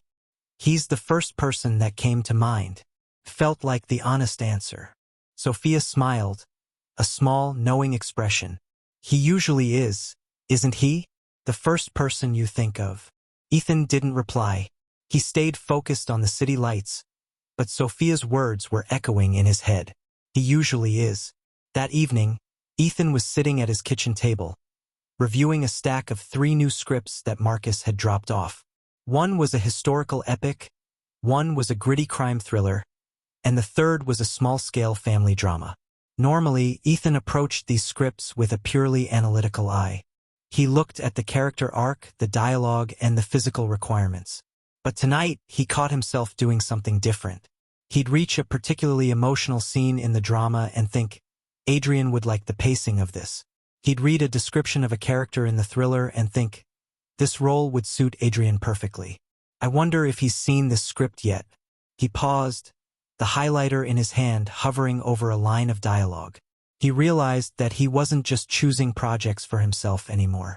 He was filtering the entire industry through the lens of their partnership. He wasn't imagining his future as a solo actor. He was imagining a shared journey. The realization grew heavier with every page he turned. When he thought about the future, the awards shows, the promotions, the long filming schedules in different countries, he didn't see himself standing alone in the center of the frame. He saw Adrian standing right beside him. Not because he was trying to use Adrian's fame, but because that was simply how the world looked in his head. The next day, during a break in rehearsal, Jonathan Sue joined Ethan by the water cooler. The veteran director looked at Ethan for a long moment before speaking. "You're becoming a big name, Lou," Jonathan said bluntly. "You could carry a franchise on your own now. Have you thought about taking a solo lead role next season? My friend is casting for a major series, and your name is at the top of his list." Ethan considered it. A year ago, this would have been the moment he'd been waiting for. The graduation from supporting lead to the main event. "It sounds like a great opportunity," Ethan said. "Right now, I think Adrian and I still have stories we haven't told yet. We've still got a lot to say on screen together." Jonathan simply nodded. "Sounds like you've already made your choice, then." The conversation moved on, but Ethan stayed by the water cooler, the word choice ringing in his ears. That night, he sat on his balcony, the city lights flickering below him like a grid of stars.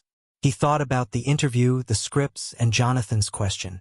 He thought about the last 10 years of his life, the years of being a shadow waiting for a chance to be seen. He felt that the future he had once dreamed of, the one where he was the solitary star, had been replaced by something much warmer and much more complicated. He stared into the night for a long moment, a quiet thought finally finding its voice in the darkness. He looked out across the city, trying to picture the future again. No matter how many times he imagined it, Adrian was always there. For the first time in his life, the question didn't feel like a professional problem. It felt like a discovery. And as the cool evening breeze brushed against his face, Ethan Liu realized that the most important answer wasn't in any script he'd ever read. It was already standing right there, waiting for him to notice. The rain had finally started to fall in earnest. A steady, rhythmic drumming against the windows of Ethan's apartment that made the world outside feel far away. He was sitting on the floor, his back against the sofa, a lukewarm cup of tea resting on the rug beside him. His laptop was open, but he wasn't looking at scripts or schedules. He was looking at his own history. Ethan had started a project that evening, one that felt a bit like a detective investigation where he was both the investigator and the lead suspect. He was scrolling through the All Photos album on his phone, going back through years of digital memories. He found a photo from 1 year ago. It was a blurry, low-light shot from a rap party. Ethan was in the background, mostly obscured by a producer's shoulder. But there, right in the center of the frame, was Adrian. He was looking directly toward the corner where Ethan was standing, a faint, private smile on his face that Ethan hadn't noticed at the time. He scrolled further. A photo from an airport in the middle of a winter tour. Both of them were wrapped in heavy coats, their breath visible in the air, leaning against a luggage cart while waiting for a delayed flight. They looked exhausted, but they were both grinning at something off camera. One photo after another, the pattern became undeniable. Adrian wasn't just a part of the big moments. He was woven into the fabric of the ordinary ones. He was there during the 4 a.m. coffee runs, the long waits in freezing trailers, and the quiet walks back to the parking lot. When did it start? Ethan whispered to the empty room. He looked for a specific turning point, a spark, a moment where the air had changed or a single sentence had redefined everything. He looked for the movie moment, the rainy reunion or the dramatic confession. He found nothing. There was no single day where friendship had ended and something else had begun. Instead, there were 1,000 tiny, insignificant choices. Choosing to wait an extra 10 minutes. Choosing to remember a coffee order. Choosing to send a text just to say, "Good luck." His phone buzzed. It was a message from Sophia. "Sophia, still awake? I've got the revised travel docs for the fan meet. Check your email." Ethan hit the call button instead. Sophia answered almost immediately, the sound of a television hum in the background. "Ethan, is there a problem with the docs?" Sophia asked, her voice casual. "No, I haven't looked yet," Ethan said, leaning his head back against the sofa. "Sophia, can I ask you something? It's a bit weird." "Go for it. I've heard everything in this business twice already. When do you think people start changing?" Ethan searched for the words, his gaze fixed on the rain-streaked glass. "I mean, when a relationship becomes something else. Do you think there's a moment people usually point to?" Sophia was quiet for a long moment. Ethan could hear her shifting on her sofa, probably setting down a drink. "Usually, Ethan," Sophia said, her voice unusually gentle. "People only realize they've changed after the season has already shifted. You don't notice every sunrise, right? You just wake up one day and realize the air is colder or the light is different." Ethan stayed quiet, processing the metaphor. "If you're looking for a single event, you're going to be disappointed," Sophia continued. "Most of the important things in life happen while you're busy doing the dishes or memorizing your lines. You've been walking beside him for a long time, Ethan. One day you just realize you're no longer walking in parallel. You're walking together." The call ended shortly after, but Sophia's words lingered in the room. "One day you just realize the season is different." Ethan looked back at the screen of his phone. He saw a photo from last month. Just the two of them sitting on a bench near the studio, sharing a bag of roasted chestnuts. They weren't looking at the camera. They were looking at each other, mid-conversation, completely relaxed. He finally stopped searching for the when. He realized he'd been asking the wrong question. It didn't matter exactly when things had changed. What mattered was that he finally understood they already had. He closed the photo app and set the phone down. He didn't feel the need to investigate anymore. He didn't need to keep searching anymore. As he watched the rain wash over the city, Ethan Liu understood that he wasn't waiting for a change. He was living in the result of one. The studio was unusually quiet for a Monday morning. The air was cool, the lights were dimmed to a soft amber, and the only sound was the distant, muffled conversation of the costume team in the next room. Ethan arrived at his usual time, but instead of heading straight for the production office, he found himself standing by the monitors, watching the crew set up a simple interior set. He felt different today. It wasn't a loud or dramatic shift, but a quiet, steadying sense of clarity. The questions that had been buzzing in his head for weeks had finally settled into a single, unshakable truth. Adrian walked in 10 minutes later. He was carrying a bag of breakfast and a tray of coffees, his hair still a bit damp from the morning mist. He spotted Ethan and immediately changed direction, heading straight for him. "You're early again," Adrian said, handing Ethan a coffee. "I caught the guy at the shop just as he was opening. He gave me an extra bun because he recognized your face on the magazine cover." Ethan took the cup, the warmth of the paper sleeve seeping into his palms. "I should thank the magazine, then. Free food is a good perk."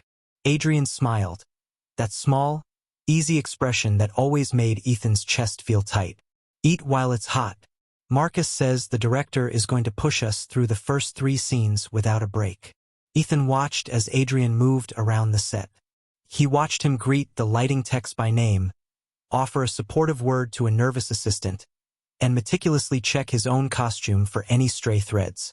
He didn't see a superstar. He didn't see an icon. He saw the person Adrian actually was, the man who valued integrity, who worked harder than anyone else in the room, and who had never once treated Ethan like anything less than his equal. During lunch, they sat in their usual spot. The conversation was light. Adrian was complaining about a new brand of organic tea his mother had sent him, and Ethan was telling him about a weird dream he'd had about a talking cat. "I'm serious, Ethan," Adrian laughed, leaning forward. "She says it's supposed to improve my inner peace, but it just tastes like I'm drinking a lawn." Ethan laughed, a genuine, relaxed sound. "Maybe your inner peace is just very grassy, Adrian." Adrian shook his head, his eyes bright with amusement. "You're impossible." As the afternoon progressed, Ethan found himself quietly observing these tiny interactions. He noticed the way he instinctively knew when Adrian was getting a headache. He noticed the way Adrian would shift his weight to make room for Ethan without even looking. He noticed the absolute, unshakable trust they had built over 1,000 ordinary days. The answer finally arrived as they were walking back to their cars that evening. The sun was setting, turning the sky a deep, bruised purple, and the city lights were just starting to flicker on. Adrian was talking about a script he wanted them to read over the weekend. He stopped by his car, turning to look at Ethan. "What do you think, Lou? Think we've got one more mystery in us?" Ethan looked at him, really looked at him. He saw the exhaustion in Adrian's eyes, the strength in his posture, and the quiet warmth of his smile. The realization hit him with the force of a physical impact, but it was strangely peaceful. It wasn't a crisis. It felt like finally understanding something that had been true for a long time. "I love him," Ethan thought. The words didn't need to be spoken. They just sat there, solid and certain, in the space between them. It wasn't because of the fame or the stunts or the awards. It was because of the 1,000 ordinary choices they had made to stay beside each other. "Ethan, you still with me?" Adrian asked, looking amused. "You've got that thinking too hard look again." Ethan smiled, a real, grounded smile. "Yeah, I'm here. And yeah, I think we've got plenty of mysteries left." Adrian nodded, satisfied. "Good. See you in the morning." As Adrian drove away, Ethan stayed standing in the parking lot for a long moment. He didn't feel the need to rush home. He didn't feel the need to call Marcus or Sophia. He just breathed in the cool evening air, feeling the weight of the truth. "I love him." The words settled quietly in his chest. He didn't need to say them out loud to know they were true. He knew that everything was about to become much more complicated. He knew the risks, the industry, and the challenges ahead. But as he walked toward his car, Ethan Lou realized that for the first time in his life, he wasn't afraid of the future. He was looking forward to it. The morning after his realization was the strangest Ethan could remember. He woke up feeling remarkably calm, the truth of his feelings for Adrian acting like an anchor in his chest. But as he sat at his kitchen table, drinking his first cup of coffee, the practical reality of that truth began to set in. He was a professional actor. He was part of a high-stakes industry where public image was everything. And most importantly, he was Adrian's closest friend. "Nothing has to change," Ethan said aloud, his voice steady but a bit hollow. He repeated it like a mantra during his drive to the studio. If he kept his feelings hidden, if he acted exactly as he always had, their friendship would stay safe. He could keep being the partner Adrian relied on. He could keep being the person who understood his silence. But as he stepped onto the soundstage, Ethan discovered that acting normal was a lot harder than he'd expected. His first impulse, as always, was to look for Adrian. He caught himself halfway through the turn and forced his gaze back to his clipboard. He spent 10 minutes intensely studying a lighting diagram he already knew by heart, just so he wouldn't scan the room. "Lou, there you are," Sophia said, walking over. "Adrian's in makeup. He's asking about the line changes for the bridge scene." "I'll head to the production office first," Ethan said, not looking up. "I want to check the weather contingency before we run the lines." Sophia paused, a look of mild surprise on her face. "The office? But Adrian's right there. It'll only take a second." "I just want to be prepared, Sophia." Ethan hurried off before Sophia could ask any more questions. He spent the next hour keeping himself busy with administrative tasks he usually delegated. He checked the catering menu, reviewed the equipment logs, and spent 20 minutes discussing a minor camera angle with a junior technician. He was technically doing his job, but he felt like he was running a marathon on a treadmill. Every decision to stay away felt like a conscious effort. During the first rehearsal, it was even worse. He had to stand inches away from Adrian, delivering a tense piece of dialogue. Normally, the proximity didn't bother him, it was just part of the work. But today, he was painfully aware of everything. The scent of Adrian's soap, the way his voice vibrated in the quiet set, the small, familiar crinkle at the corner of his eyes. Ethan delivered his lines with a clinical, detached precision. He didn't let his gaze linger. He didn't offer the usual small smile after a good take. "You're a bit stiff today, Ethan," the director noted after the third rehearsal. "Leon needs to feel more connected to the detective. You look like you're trying to avoid him." "Just focusing on the tension, director," Ethan replied, his voice level. "Well, don't focus so hard you lose the pulse. Let's try it again." During lunch, Ethan did something he had never done before. He didn't head for their usual corner table. Instead, he joined a group of grips and camera assistants at a long table in the center of the catering tent. "Hey Lou, join us," Mike the lighting tech shouted, gesturing to an open seat. "Thanks, Mike," Ethan said, sitting down. He threw himself into a conversation about the upcoming weekend's football match, nodding and laughing at the right moments. But out of the corner of his eye, he saw Adrian walk into the tent. Adrian scanned the room, his eyes heading straight for their usual table. When he saw it was empty, he looked around, his expression turning confused. His eyes eventually found Ethan. Adrian stayed standing for a second, a tray in his hands, looking like he was about to walk over. But Ethan stayed focused on Mike's story, not giving any opening. Adrian eventually sat down at a nearby table with Marcus, looking unusually quiet.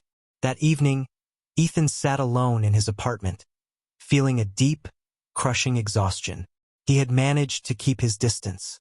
He had waited less, talked less, and stayed slightly farther away. On paper, his plan was working perfectly. But the day had felt wrong. It hadn't felt like a workday.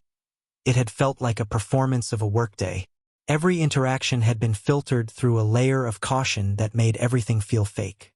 He thought about Adrian's face in the catering tent, the confusion, the way he'd looked at the empty table. The realization that he was hurting his friend in order to protect the friendship made Ethan feel a sharp pang of guilt. He leaned his head against the window, watching the city lights. "Pretending nothing changed is harder than I thought," Ethan whispered. He realized that his careful behavior was creating a new kind of noise, one that Adrian, the person who knew him best, was bound to notice.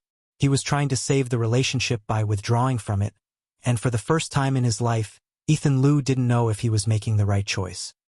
The air inside the soundstage was a mixture of artificial fog and the sharp, metallic tang of hot lighting equipment. It was a Thursday morning, and the production had reached one of the more technical sequences of the film. Usually, this was when Ethan and Adrian were at their best, operating like two parts of a well-oiled machine, catching each other's eye between takes to adjust a movement or a line without the director even needing to speak. But today, the machine was stuttering. Adrian arrived on set at 6 a.m., his mind already drifting toward the scene they were about to film. His first move, out of sheer muscle memory, was to look toward the coffee station. That was where Ethan usually stood, leaning against the counter with 2 cups already poured. Ethan was there, but he wasn't alone. He was deep in a conversation with a lens technician, his back turned to the room. He didn't look up when Adrian walked in. He didn't wave. Adrian stood by the wardrobe rack for a second, his hand resting on the zipper of his jacket. It was a small thing, but the lack of that silent morning greeting felt like missing a step on a staircase. He waited for a beat, thinking Ethan would turn around once the tech finished talking, but Ethan just nodded and walked straight toward the monitors. "He's on a mission today," Sophia said, appearing at Adrian's side with a bottle of water. She tried to talk to him about the press tour, and he told her to email him the bullet points because he had to verify the safety anchors on stage 2. Adrian took the water, his brow furrowing slightly. "Safety anchors? That's not even his department anymore." "Tell me about it," Sophia sighed. "I think the success of Beyond the Edge is making him go back to his roots." Or maybe he just needs to stay busy. Filming for the morning block began shortly after. It was a dialogue-heavy scene. A conversation in a narrow hallway where the characters had to trade information while looking for a way out.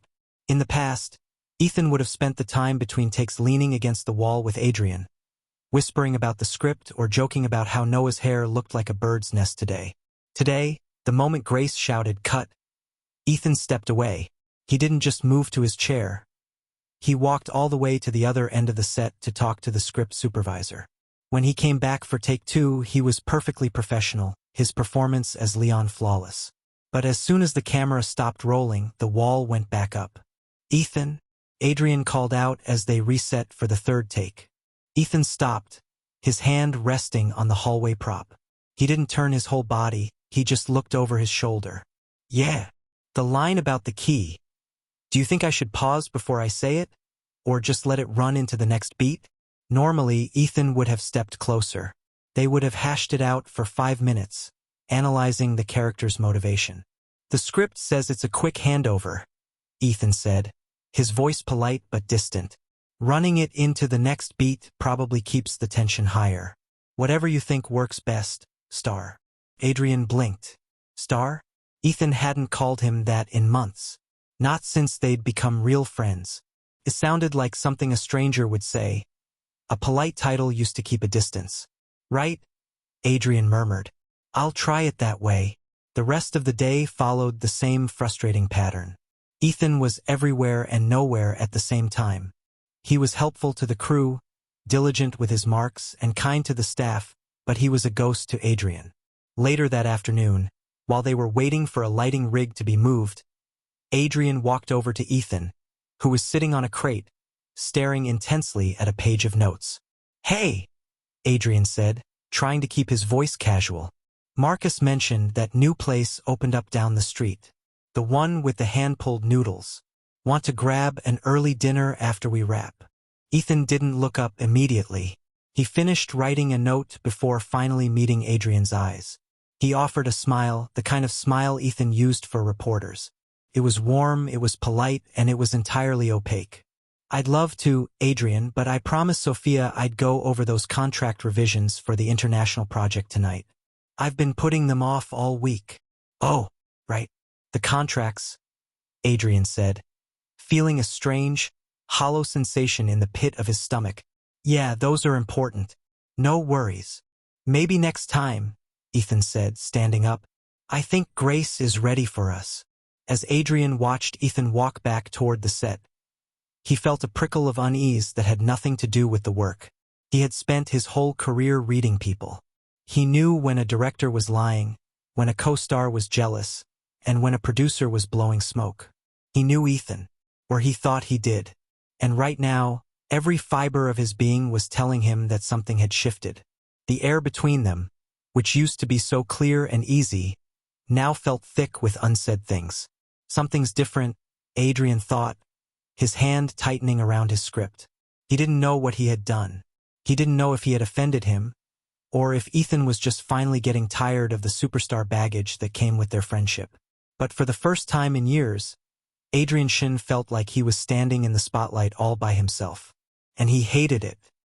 The absence of a habit can be louder than a shout. For years, Ethan and Adrian had built a language of little things, small, repetitive actions that had quietly become the foundation of their daily lives.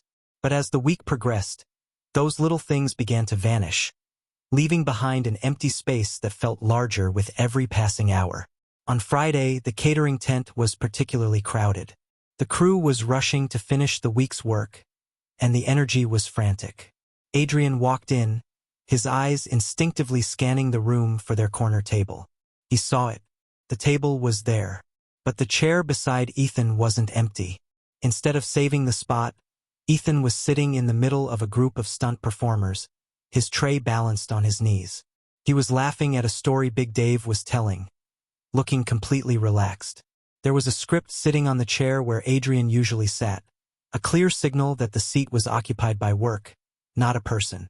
Adrian stood in the doorway for a second, his own tray feeling heavy in his hands. He felt a sharp, unexpected pang of rejection. It wasn't that he couldn't sit somewhere else. It was the fact that for the first time in a year, Ethan hadn't waited for him. "Over here, Adrian," Sophia called out, waving from a table near the exit. Adrian walked over and sat down, but his attention kept drifting toward the other side of the tent. He watched Ethan hand a napkin to one of the stunt guys. He watched him share a joke. He looked like the Ethan Lou the world knew, the hardworking underdog, the friend to the crew. But he wasn't the Ethan who always saved him a seat. "You're barely touching your rice," Marcus noted as he sat down beside him, his voice pulling him back. "Just not very hungry," Adrian lied, pushing the grains around with his chopsticks. Marcus leaned in, his expression turning serious. "Adrian, is everything okay with you and Ethan? You two haven't said more than 10 words to each other all day." Adrian looked at him, his gray eyes clouded. "I don't know, Marcus. He says he's busy. He says he's focused. But," he trailed off, looking back at the stunt table. "It feels like I'm talking to a version of him from 3 years ago. The polite, professional version who doesn't let anyone in." "Maybe he just needs some space," Marcus suggested gently. "He's had a big year. The pressure of being a leading man is a lot to carry. Sometimes people pull back when they're trying to find their footing." "I've been his footing for months," Adrian whispered, more to himself than to him. A while later across the studio, Sophia was having a similar realization. She found Ethan in the equipment warehouse after the lunch break, helping a tech organize a rack of harness clips. "You're avoiding him, Ethan," Sophia said. There was no preamble, no joke. Just the blunt honesty that Sophia was famous for. Ethan didn't stop clicking the clips onto the rack. Clack, clack, clack. "I'm working, Sophia. We've got a big sequence on Monday. You're a lead actor now. You have people to click those clips for you," Sophia said, stepping into Ethan's line of sight. "You didn't wait for him after rap last night. You didn't walk to the cars together this morning. And you didn't even save him a seat at lunch." Ethan finally stopped, his shoulders dropping just a fraction. He looked at the rack of clips, his expression unreadable. "I'm just trying to be a professional, Sophia. We're here to make a movie, not a variety show. You two have been making movies together for almost 3 years, and you've never acted like this," Sophia countered. "You used to laugh, Ethan. I haven't seen you genuinely smile at a joke of his in 4 days. It's making the whole set feel weird. Even the grips are asking me if you guys had a fallout. We didn't have a fallout. Everything is fine. Everything is not fine. It's quiet. And in this business, quiet usually means something is about to break." Ethan didn't answer. He just picked up another clip and started working again. That night, for the first time since they'd started their nightly calls, Ethan's phone didn't ring. Adrian sat by his window for 2 hours, the phone resting on the ledge, the screen dark. He thought about calling. He even opened the contact and hovered his thumb over the button. But then he remembered the way Ethan had looked at the lens technician instead of him. He remembered the word star. Adrian set the phone down and looked out at the city. The apartment felt vast, too big for one person. He thought about the rainy shipyard, the sticky noodle tables, and the way the silence used to feel like a shared secret. Now, the silence just felt like distance. He realized then that the empty space wasn't just a seat at a table or a gap in a schedule. It was a hole in his life that he had no idea how to fill. By the following Monday, the tension between Ethan and Adrian had reached a point where even the director was starting to get annoyed. They were filming a scene in a safe house, a moment where Leon and the detective finally have to trust each other with a piece of vital information. It was a scene about vulnerability. But every time the cameras rolled, the energy felt brittle. "Cut! Cut! Cut! Cut!" Grace Chin shouted, throwing her headset onto the table. She stormed onto the set, her eyes flashing. "What is this? Ethan, you're delivering those lines like you're reading a weather report. Adrian, you're staring at him like he's a stranger you just met at a bus stop." "Sorry, Grace," Adrian said, rubbing the back of his neck. "I'll try to lean into it more." "Don't try to lean into it. Do it," Grace barked. "I need the trust. I need the partnership.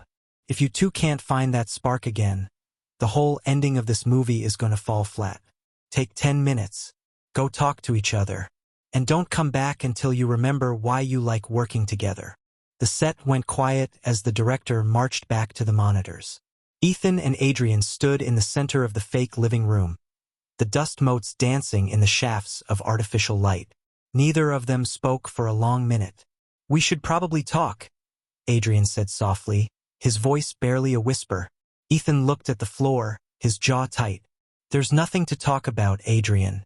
I'm just having a hard time with the tone today. I'll get it right on the next take." "It's not the take, Ethan," Adrian said, stepping closer. He didn't care about the crew watching or the microphones. "It's been a week. You haven't looked at me. You haven't waited for me. You've been treating me like an employer instead of a friend." Ethan finally looked up, and for a split second the professional mask slipped. Adrian saw the exhaustion in Ethan's eyes, the deep, raw weariness of a man who was fighting a war with himself. "I'm just trying to keep things simple," Ethan said, his voice raspy. "Simple for who? Because it's making everything a lot harder for me," Adrian countered. "Have I done something? Did I say something that crossed a line? If I did, just tell me. I'll fix it. I'll apologize. Just don't shut me out." Ethan felt a knot of pure, agonizing conflict tighten in his chest. He wanted to tell him. He wanted to say, "I'm shutting you out because if I don't, I'm going to do something stupid. I'm shutting you out because I can't stop thinking about the way you blink or the way you laugh. I'm shutting you out because I love you and I'm terrified of what that means for us." The words were right there, resting on the tip of his tongue. He looked at Adrian, at the genuine worry and the unshakable trust in those gray eyes, and he almost said it. The air in the safe house set felt charged, the silence between them heavy with the weight of the truth. Ethan started, his voice failing him. "You just what?" Adrian pressed, his gaze intense. Ethan took a slow, shuddering breath. He thought about their careers. He thought about the headlines. He thought about the 10 years he'd spent building a reputation for being reliable and safe. He couldn't do it. He couldn't risk the only thing that mattered. "I just haven't been sleeping well," Ethan lied, his voice regaining its steady, clinical tone. "The pressure of the new project is hitting me harder than I thought. I didn't mean to take it out on you. I'm sorry." The tension in the air snapped. Adrian stayed still for a second, searching Ethan's face for something more, but the door had been closed. The mask was back in place. "Right," Adrian said, his voice flat. "Lack of sleep. I get it." He stepped back, the distance between them feeling like a physical barrier again. "Let's get the take done. I don't want to keep Grace waiting." They ran the scene again. This time it was better. At least enough for Grace to give a grudging print that. But as the crew began to reset for the next setup, the feeling of a missed opportunity hung over the set like smoke. That evening, after wrap, Adrian didn't ask Ethan for dinner. He didn't wait by the exit. He walked straight to his car and drove home in silence. Later that night, Ethan's phone buzzed. It was a message from Adrian. "Adrian, still awake?" Ethan stared at the screen for 10 minutes. He wanted to answer. He wanted to hear Adrian's voice. He wanted to go back to the way things were before he'd realized the truth. But he knew that once the words were said, they couldn't be taken back. And once the friendship changed, there was no going back to the safety of the shipyard. "Ethan, just heading to bed. Big day tomorrow. See you on set." Ethan set the phone face down on the bedside table. He lay in the dark, listening to the hum of his refrigerator and the distant sound of a siren. He had protected the friendship. He had kept the secret. But as he stared at the ceiling, Ethan Liu realized that his silence was starting to feel a lot like a prison, and he wasn't sure how much longer he could survive inside it. The week didn't get easier. If anything, the air on the set of their project had become so thick with unspoken things that the crew had started taking the long way around the soundstage just to avoid the cold zone, where the two leads were standing. Ethan was in his element, but not the way he wanted to be. He was helping the grip team break down a heavy lighting scaffold after a long day of filming. His hands were calloused, his muscles aching, but the physical labor was the only thing keeping his mind from eating itself alive. Clank, clack. He moved with a rhythmic precision, stacking the metal poles.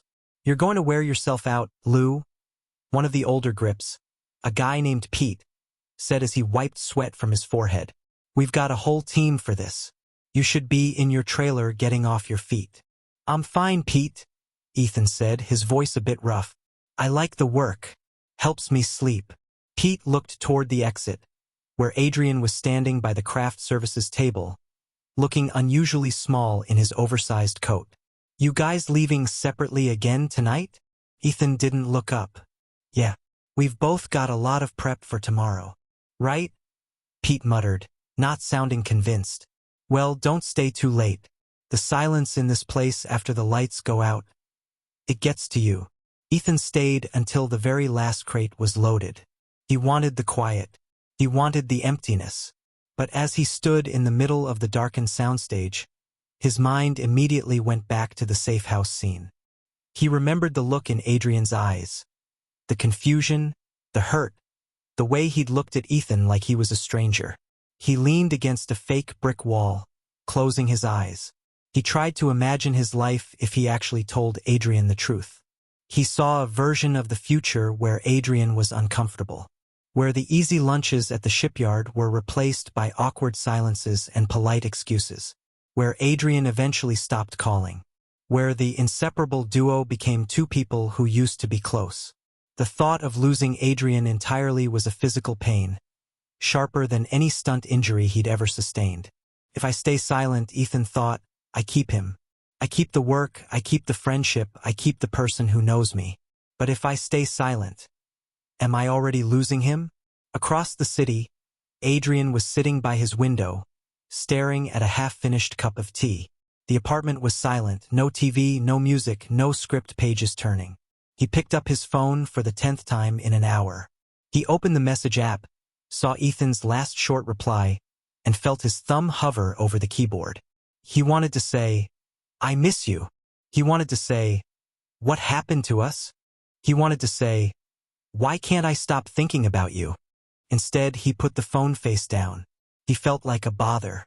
For years, he had been the one people clamored to see, the one whose attention was a prize. But with Ethan, the more he tried to reach Ethan, the farther away Ethan seemed to become. Marcus called a few minutes later to discuss the schedule for a charity event. After they finished the business side of things, he hesitated. "Adrian, you still there?" "Yeah, just listening." "You sound quiet," Marcus said softly. "You and Ethan okay? I haven't seen you two together since the weekend." "I think so," Adrian lied, his voice sounding thin. I miss talking to him, Marcus. Really talking. Not just about the lines." "Then talk to him, Adrian. He's your friend. Whatever's going on in that head of his, he won't solve it if you aren't around to help him." After the call, Adrian stayed by the window. He realized then that his worry wasn't just about a fallout or a bad mood. It was the realization that Ethan had become the center of his world. And without that center, the rest of the world felt like it was drifting off into space. What if I lose him? Adrian wondered. He didn't have an answer. But as he looked out at the lights of the harbor, he knew that the perfect gentleman could handle anything.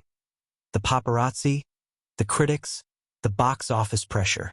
But he couldn't handle a life where he didn't have Ethan Lou to walk home with. Watching Ethan pull away had been like watching a slow-motion car crash. Adrian could see it happening, he could feel the impact coming, but he was powerless to stop it. He spent 3 days in a state of quiet, focused misery, hitting his marks on set and giving the crew his usual polite smiles, but feeling entirely hollow inside. That evening, Adrian returned to his apartment and did something he rarely did. He started looking through his history box. It was a wooden chest tucked away in the back of his closet, filled with the few things he'd kept from his 10 years in the industry. He pulled it out and sat on the floor, the carpet cool against his legs. He found his first script, a program from an awards show, a pair of gloves he'd worn in a period drama. Then he found the folder from Shadowline. He pulled out a stack of behind-the-scenes photos the production team had given him as a gift. Most were of the whole cast, but as he flipped through them, he realized that Ethan was in almost every single one. Even if it was just a blurry figure in the background or a shoulder in the corner of the frame. He found one photo that stopped him. It was a candid shot taken during a break on the shipyard set. Adrian was leaning against a railing, and Ethan was standing beside him, pointing at a ship in the distance. The way Adrian was looking at Ethan in that photo, it wasn't the look of a co-star. It wasn't even the look of a best friend. It was the look of someone who had finally found the thing they'd been searching for their entire life. Adrian stared at the photo for a long time. The memories started coming back, not as a montage but as a series of realizations. He remembered the first time they'd met in his office. He'd been so cynical, so sure that Ethan was just another seeker looking for a shortcut. But Ethan had looked him in the eye and asked for a chance to work, not a chance to be famous. He remembered the training sessions, the way Ethan would adjust his posture with a gentle touch, the way Ethan would bring him coffee without being asked, the way Ethan would listen to him talk about his fears and his frustrations, never once judging him for being difficult. He realized then that he hadn't fallen in love with Ethan Liu over the last few months. He had been in love with him for years. It had been there in the shipyard. It had been there during the late-night script sessions. It had been there every time he'd reached for Ethan's hand during a stunt or checked his own reflection in Ethan's eyes. He had just been too busy being the superstar to notice. Adrian buried his face in his hands, a quiet, shaky laugh escaping him. "I really am an idiot," he whispered to the empty room. He had stayed silent all this time because he wanted to protect the friendship. He had told himself that Ethan deserved a normal life, one without the baggage of Adrian's fame and the scrutiny of the press. He had convinced himself that keeping Ethan close as a friend was better than losing him as a lover. But now, as he looked at the empty space on the floor beside him, Adrian realized that his silence was the very thing that was driving Ethan away. Ethan was pulling back because the friendship wasn't enough anymore, or maybe because the friendship was starting to feel like a performance too. Marcus' words from earlier in the week echoed in his head. Most habits become invisible to the person who has them. Adrian looked at the photo one last time. He saw the trust, the comfort, and the absolute, unshakable bond. He realized that he couldn't go back to the way things were. He couldn't keep pretending that his heartbeat didn't change when Ethan walked into a room. He stood up, his legs a bit stiff, and put the box back in the closet. He didn't feel the misery anymore. He felt a strange, terrifying kind of courage. The truth was finally out, at least to himself. And as he walked back to the window, Adrian knew that he only had two choices left. He could keep pretending nothing had changed, or he could finally tell Ethan the truth and face whatever came next. The news came during a standard production meeting on a Thursday afternoon. The project was entering its final phase, and the scheduling team was starting to map out the post-production and promotional obligations. Ethan and Adrian were sitting across the table from each other, both with their scripts open, both being perfectly, agonizingly professional. "All right, just a heads up for our leads," the producer said, tapping a pen against her tablet. "Once we wrap principal photography next month, we're going to have a bit of a scheduling split. Adrian, you're due in Tokyo for the international premiere of the heist film. Ethan, director Min wants you for the additional dialogue recording and the early press tour for The Silent Horizon." Ethan looked up, his heart skipping a beat. "A split?" "Yeah. You'll be on separate circuits for about 3 months. We'll bring you back together for the joint promotions of this project in the spring. But until then, your paths aren't going to cross much." The room stayed quiet for a few seconds. To the producers and the staff, this was just logistics, standard industry movement. But to Ethan and Adrian, those words suddenly made time feel frighteningly short. 3 months. They had spent the last year being inseparable. They had shared meals, car rides, rehearsals, and late-night calls.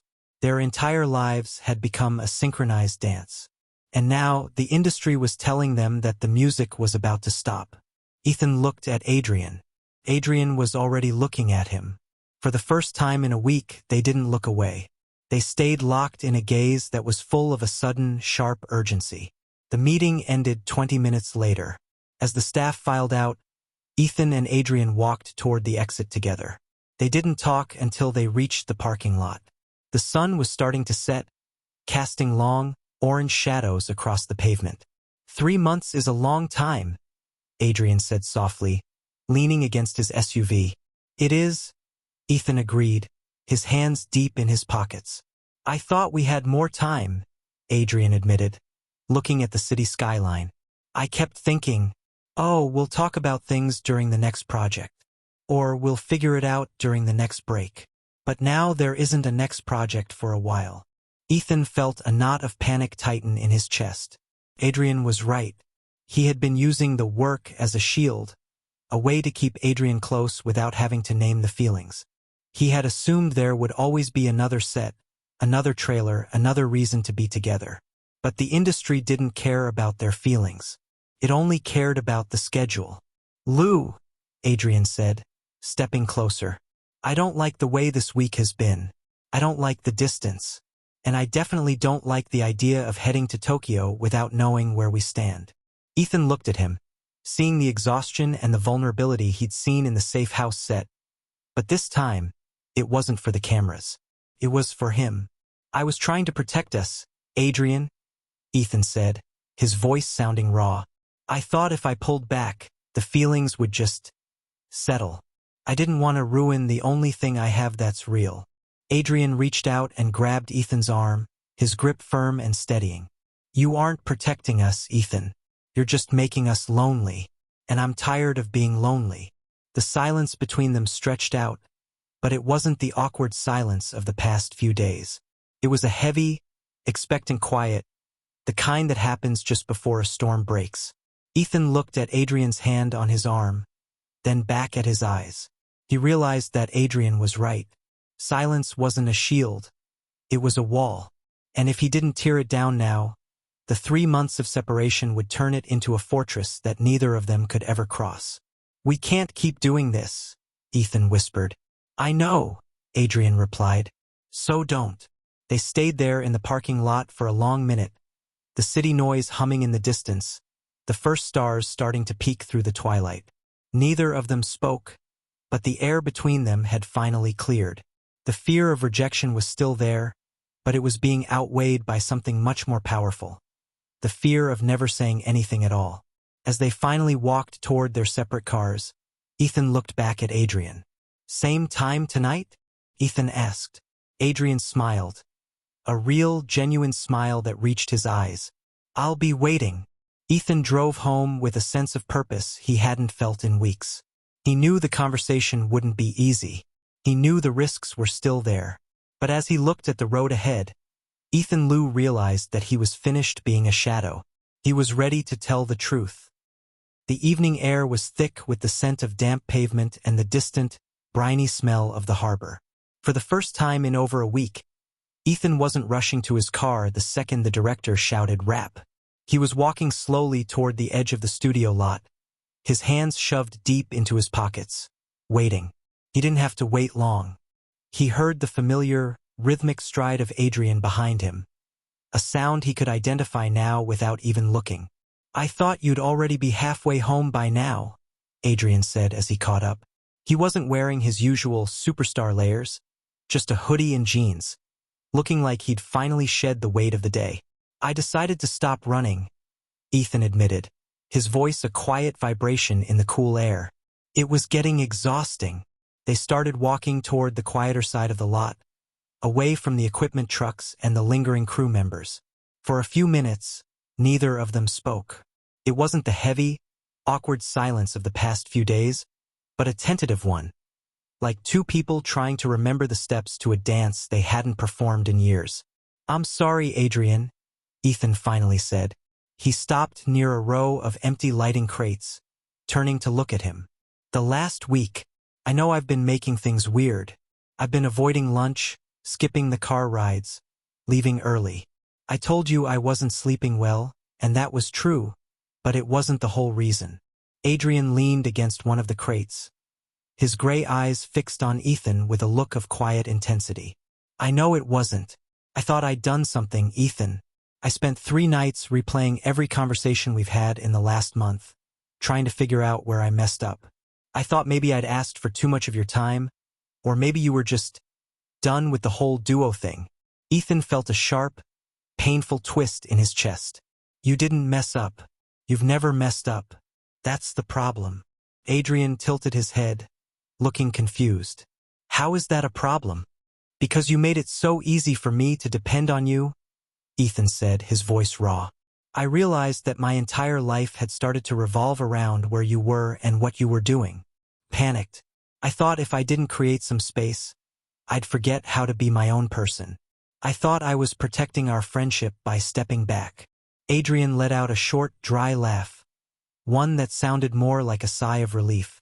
Ethan, you really overthought this. Did it work?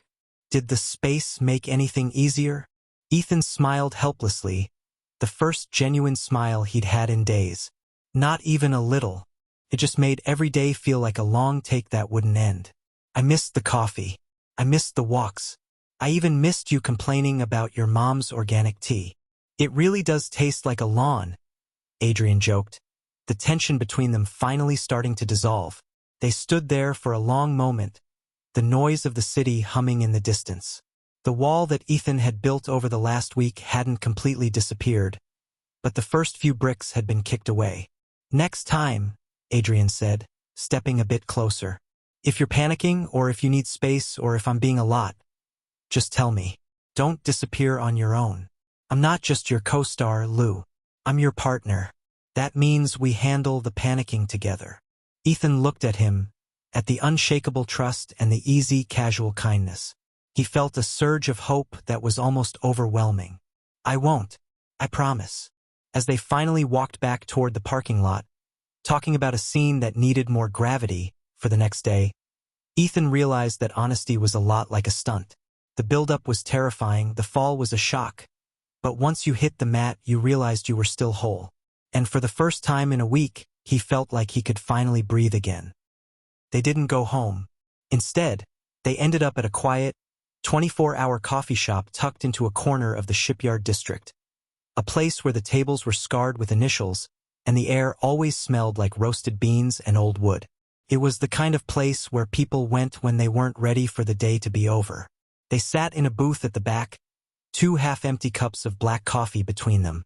The conversation from the parking lot had followed them here, but the tone had shifted.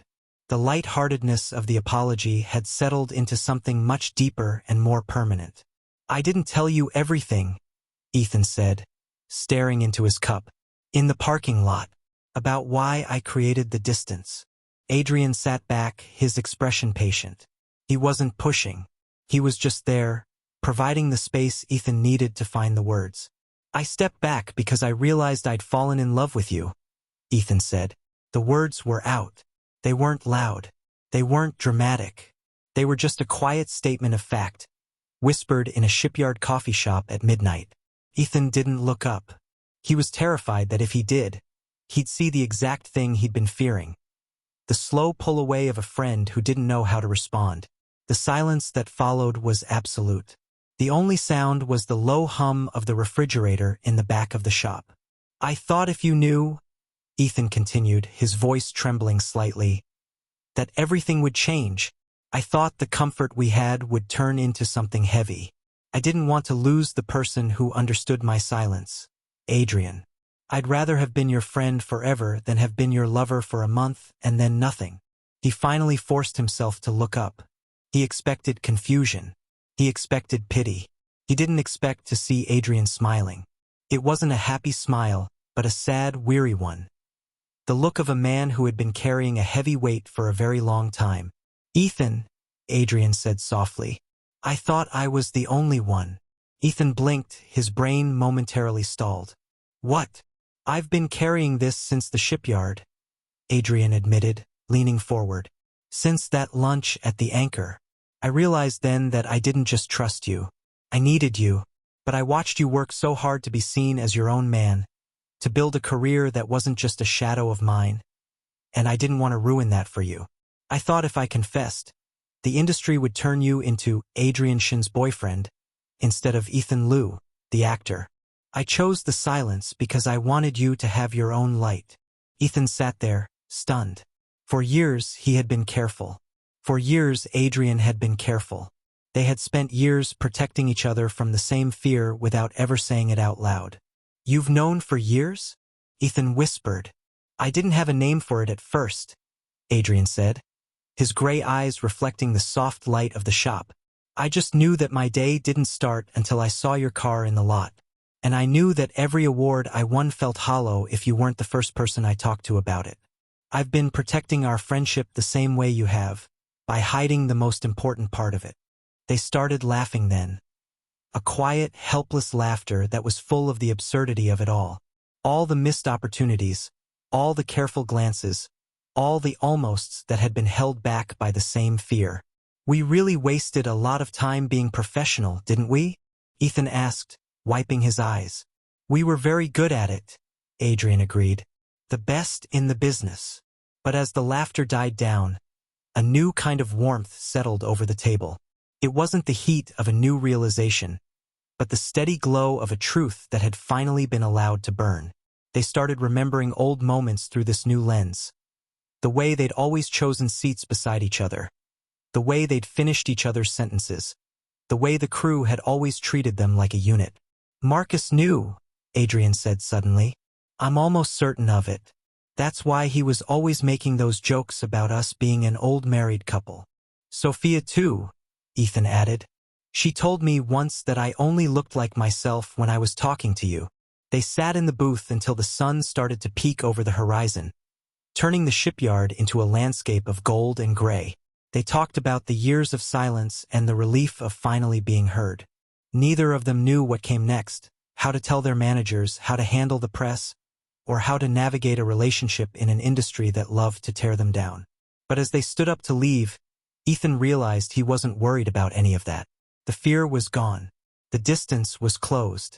And for the first time in his life, the person who understood his silence was finally holding his hand. The next day on set was unlike any Ethan had ever experienced. Technically, nothing had changed.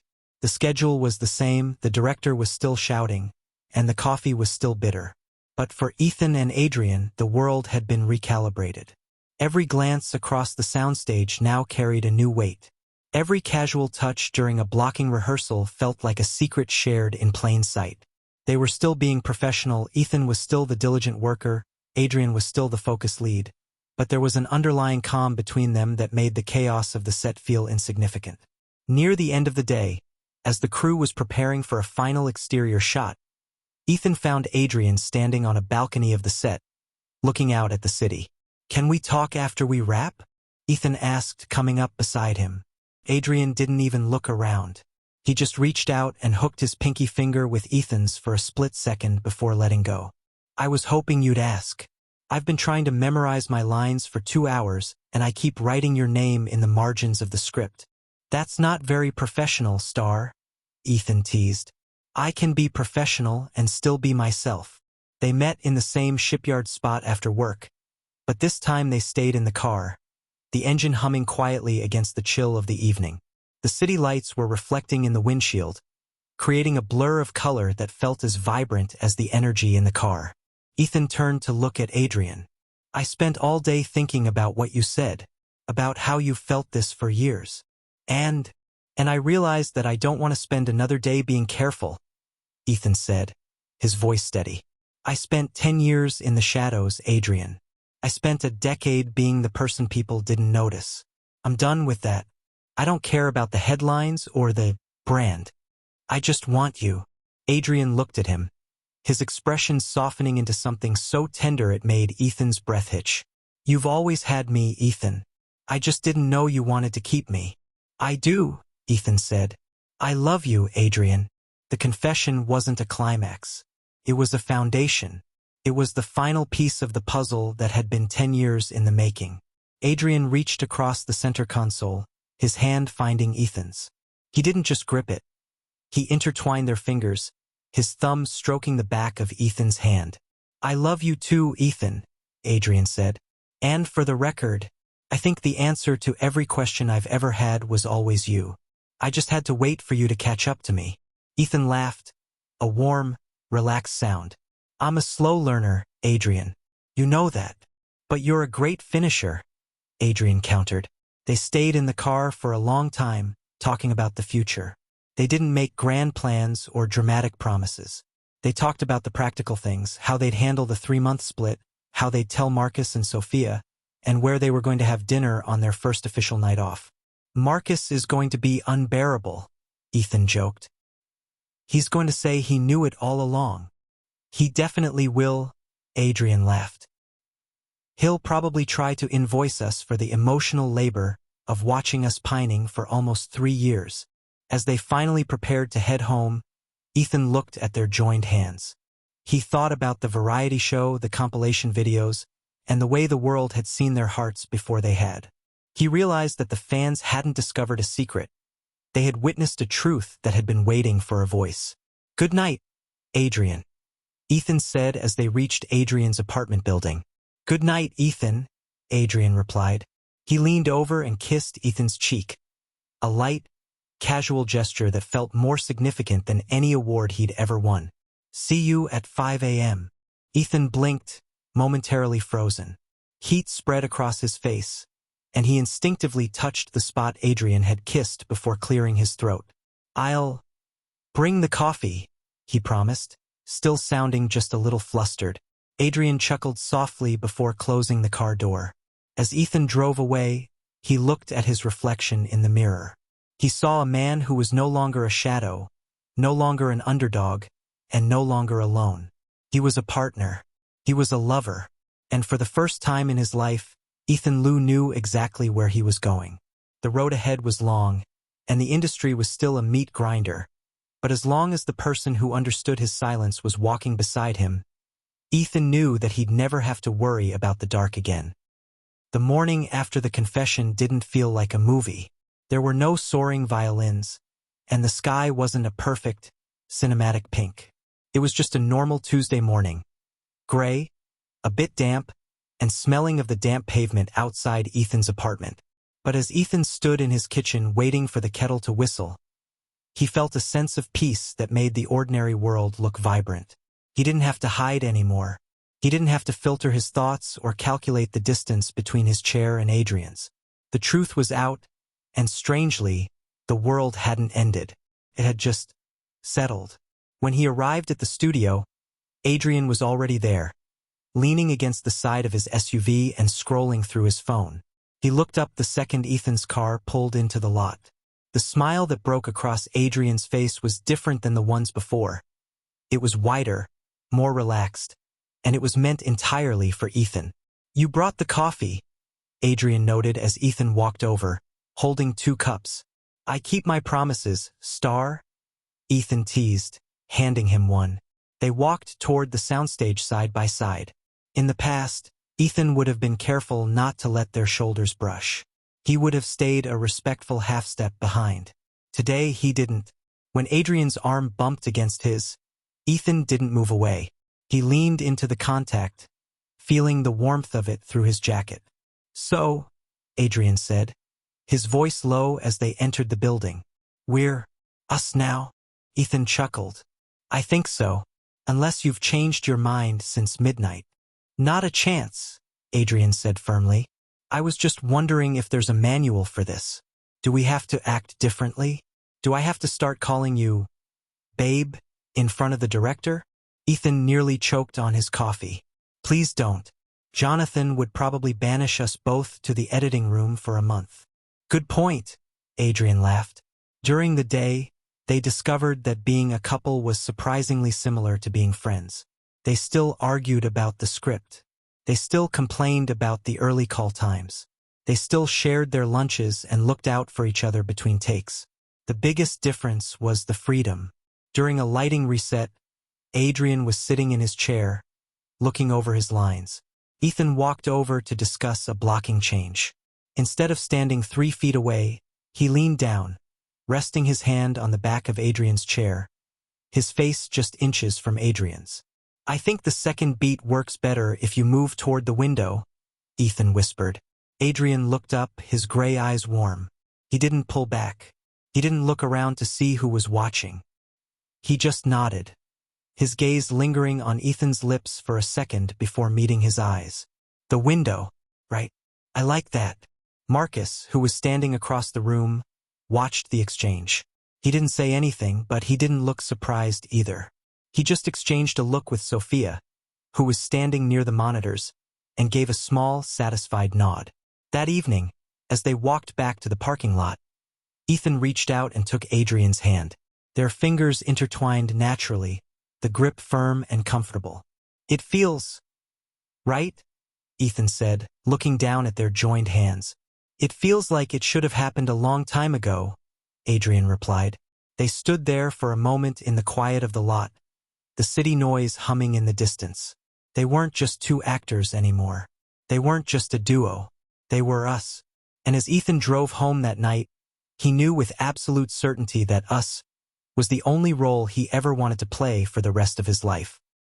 A week into their new reality, Ethan realized something slightly embarrassing. "We've never actually been on a date," he said, looking at Adrian across a pile of takeout containers on his kitchen table. Adrian paused, a dumpling halfway to his mouth. He thought about it for a second. What about the shipyard lunch? Or the rooftop snacks? Or that coffee shop at midnight? "Those were just us hanging out," Ethan argued. "I mean a real date. One where we actually plan it and call it a date. Where I maybe pick you up and we do something that isn't work-related." Adrian smiled, setting his chopsticks down. "Okay, Lou. I'm game. What's your idea of a perfect first date?" "I don't know," Ethan admitted. "I've been out of the loop for a while. What do you usually do?"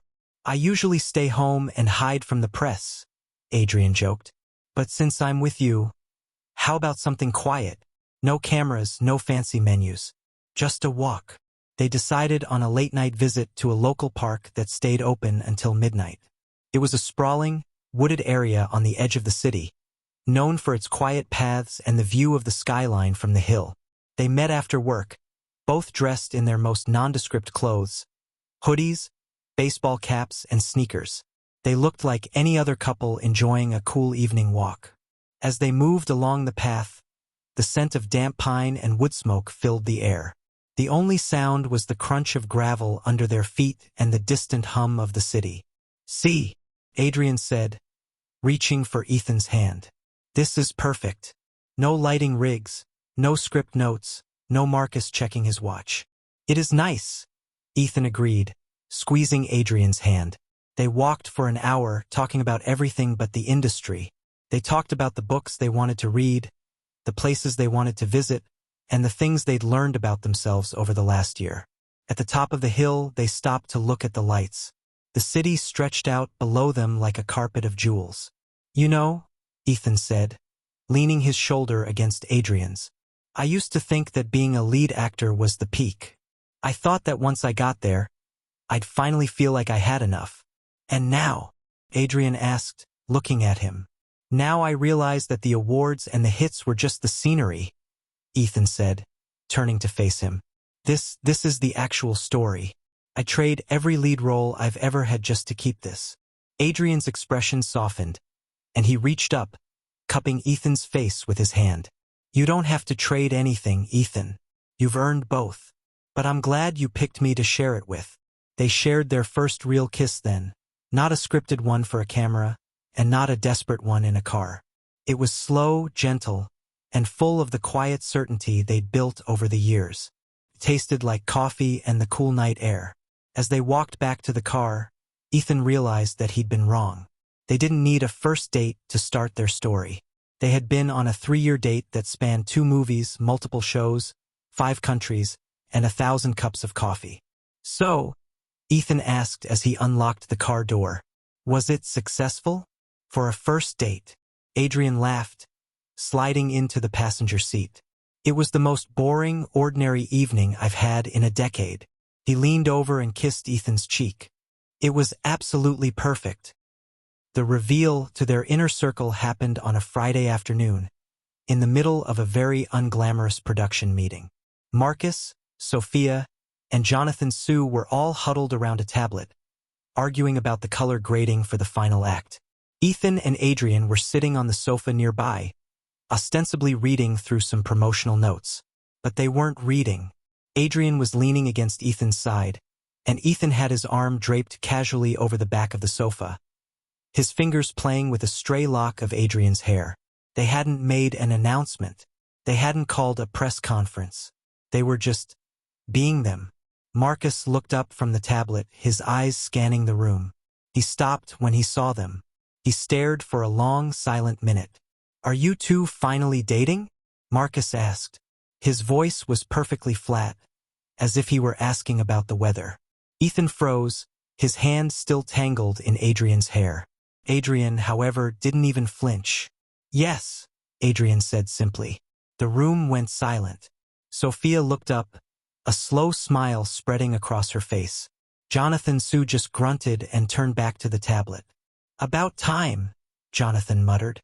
"You two were making the crew nervous with all that pining. Now maybe we can actually finish this movie without the air feeling like a pressure cooker."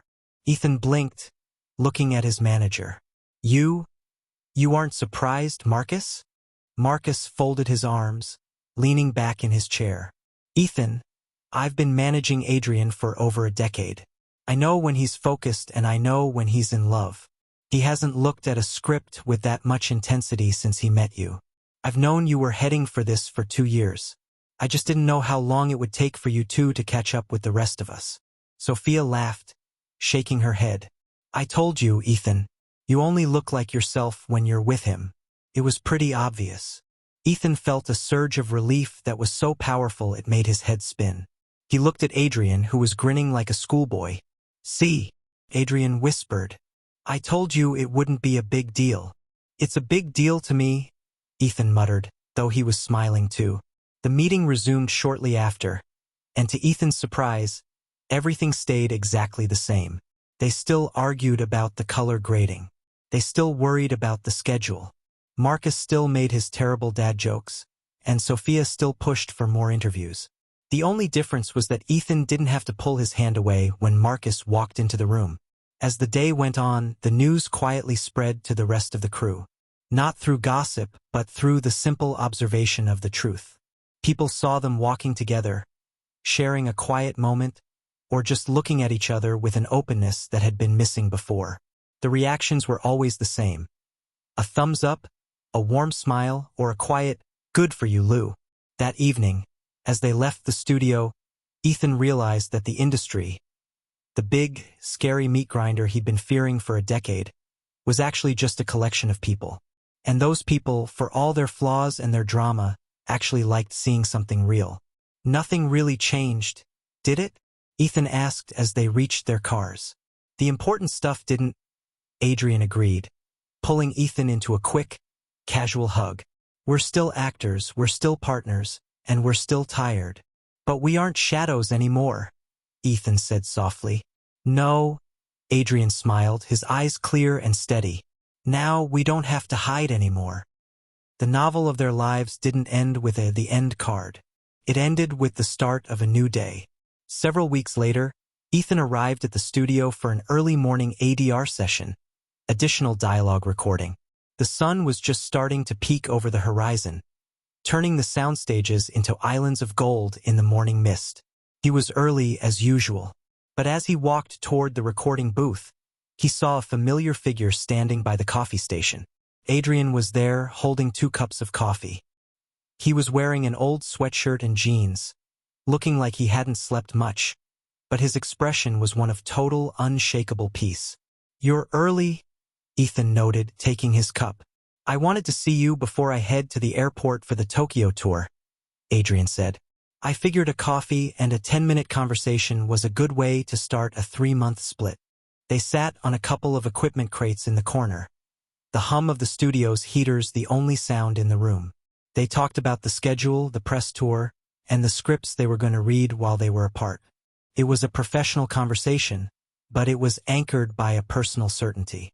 "I'm going to miss you, Lou," Adrian said softly, reaching out and brushing a smudge of flour from Ethan's hoodie, likely a remnant of a breakfast bun. "I'm going to miss you too, Star," Ethan replied. "But 3 months isn't forever. We've done longer than that before." "Yeah, but this time I'm taking the person with me," Adrian said, tapping his heart. They sat there until the floor manager arrived to start the session. There were no dramatic goodbyes, no tears, no promises. They just stood up, shared a quick, firm squeeze of the hand, and went their separate ways. Ethan walked into the recording booth and put on his headset.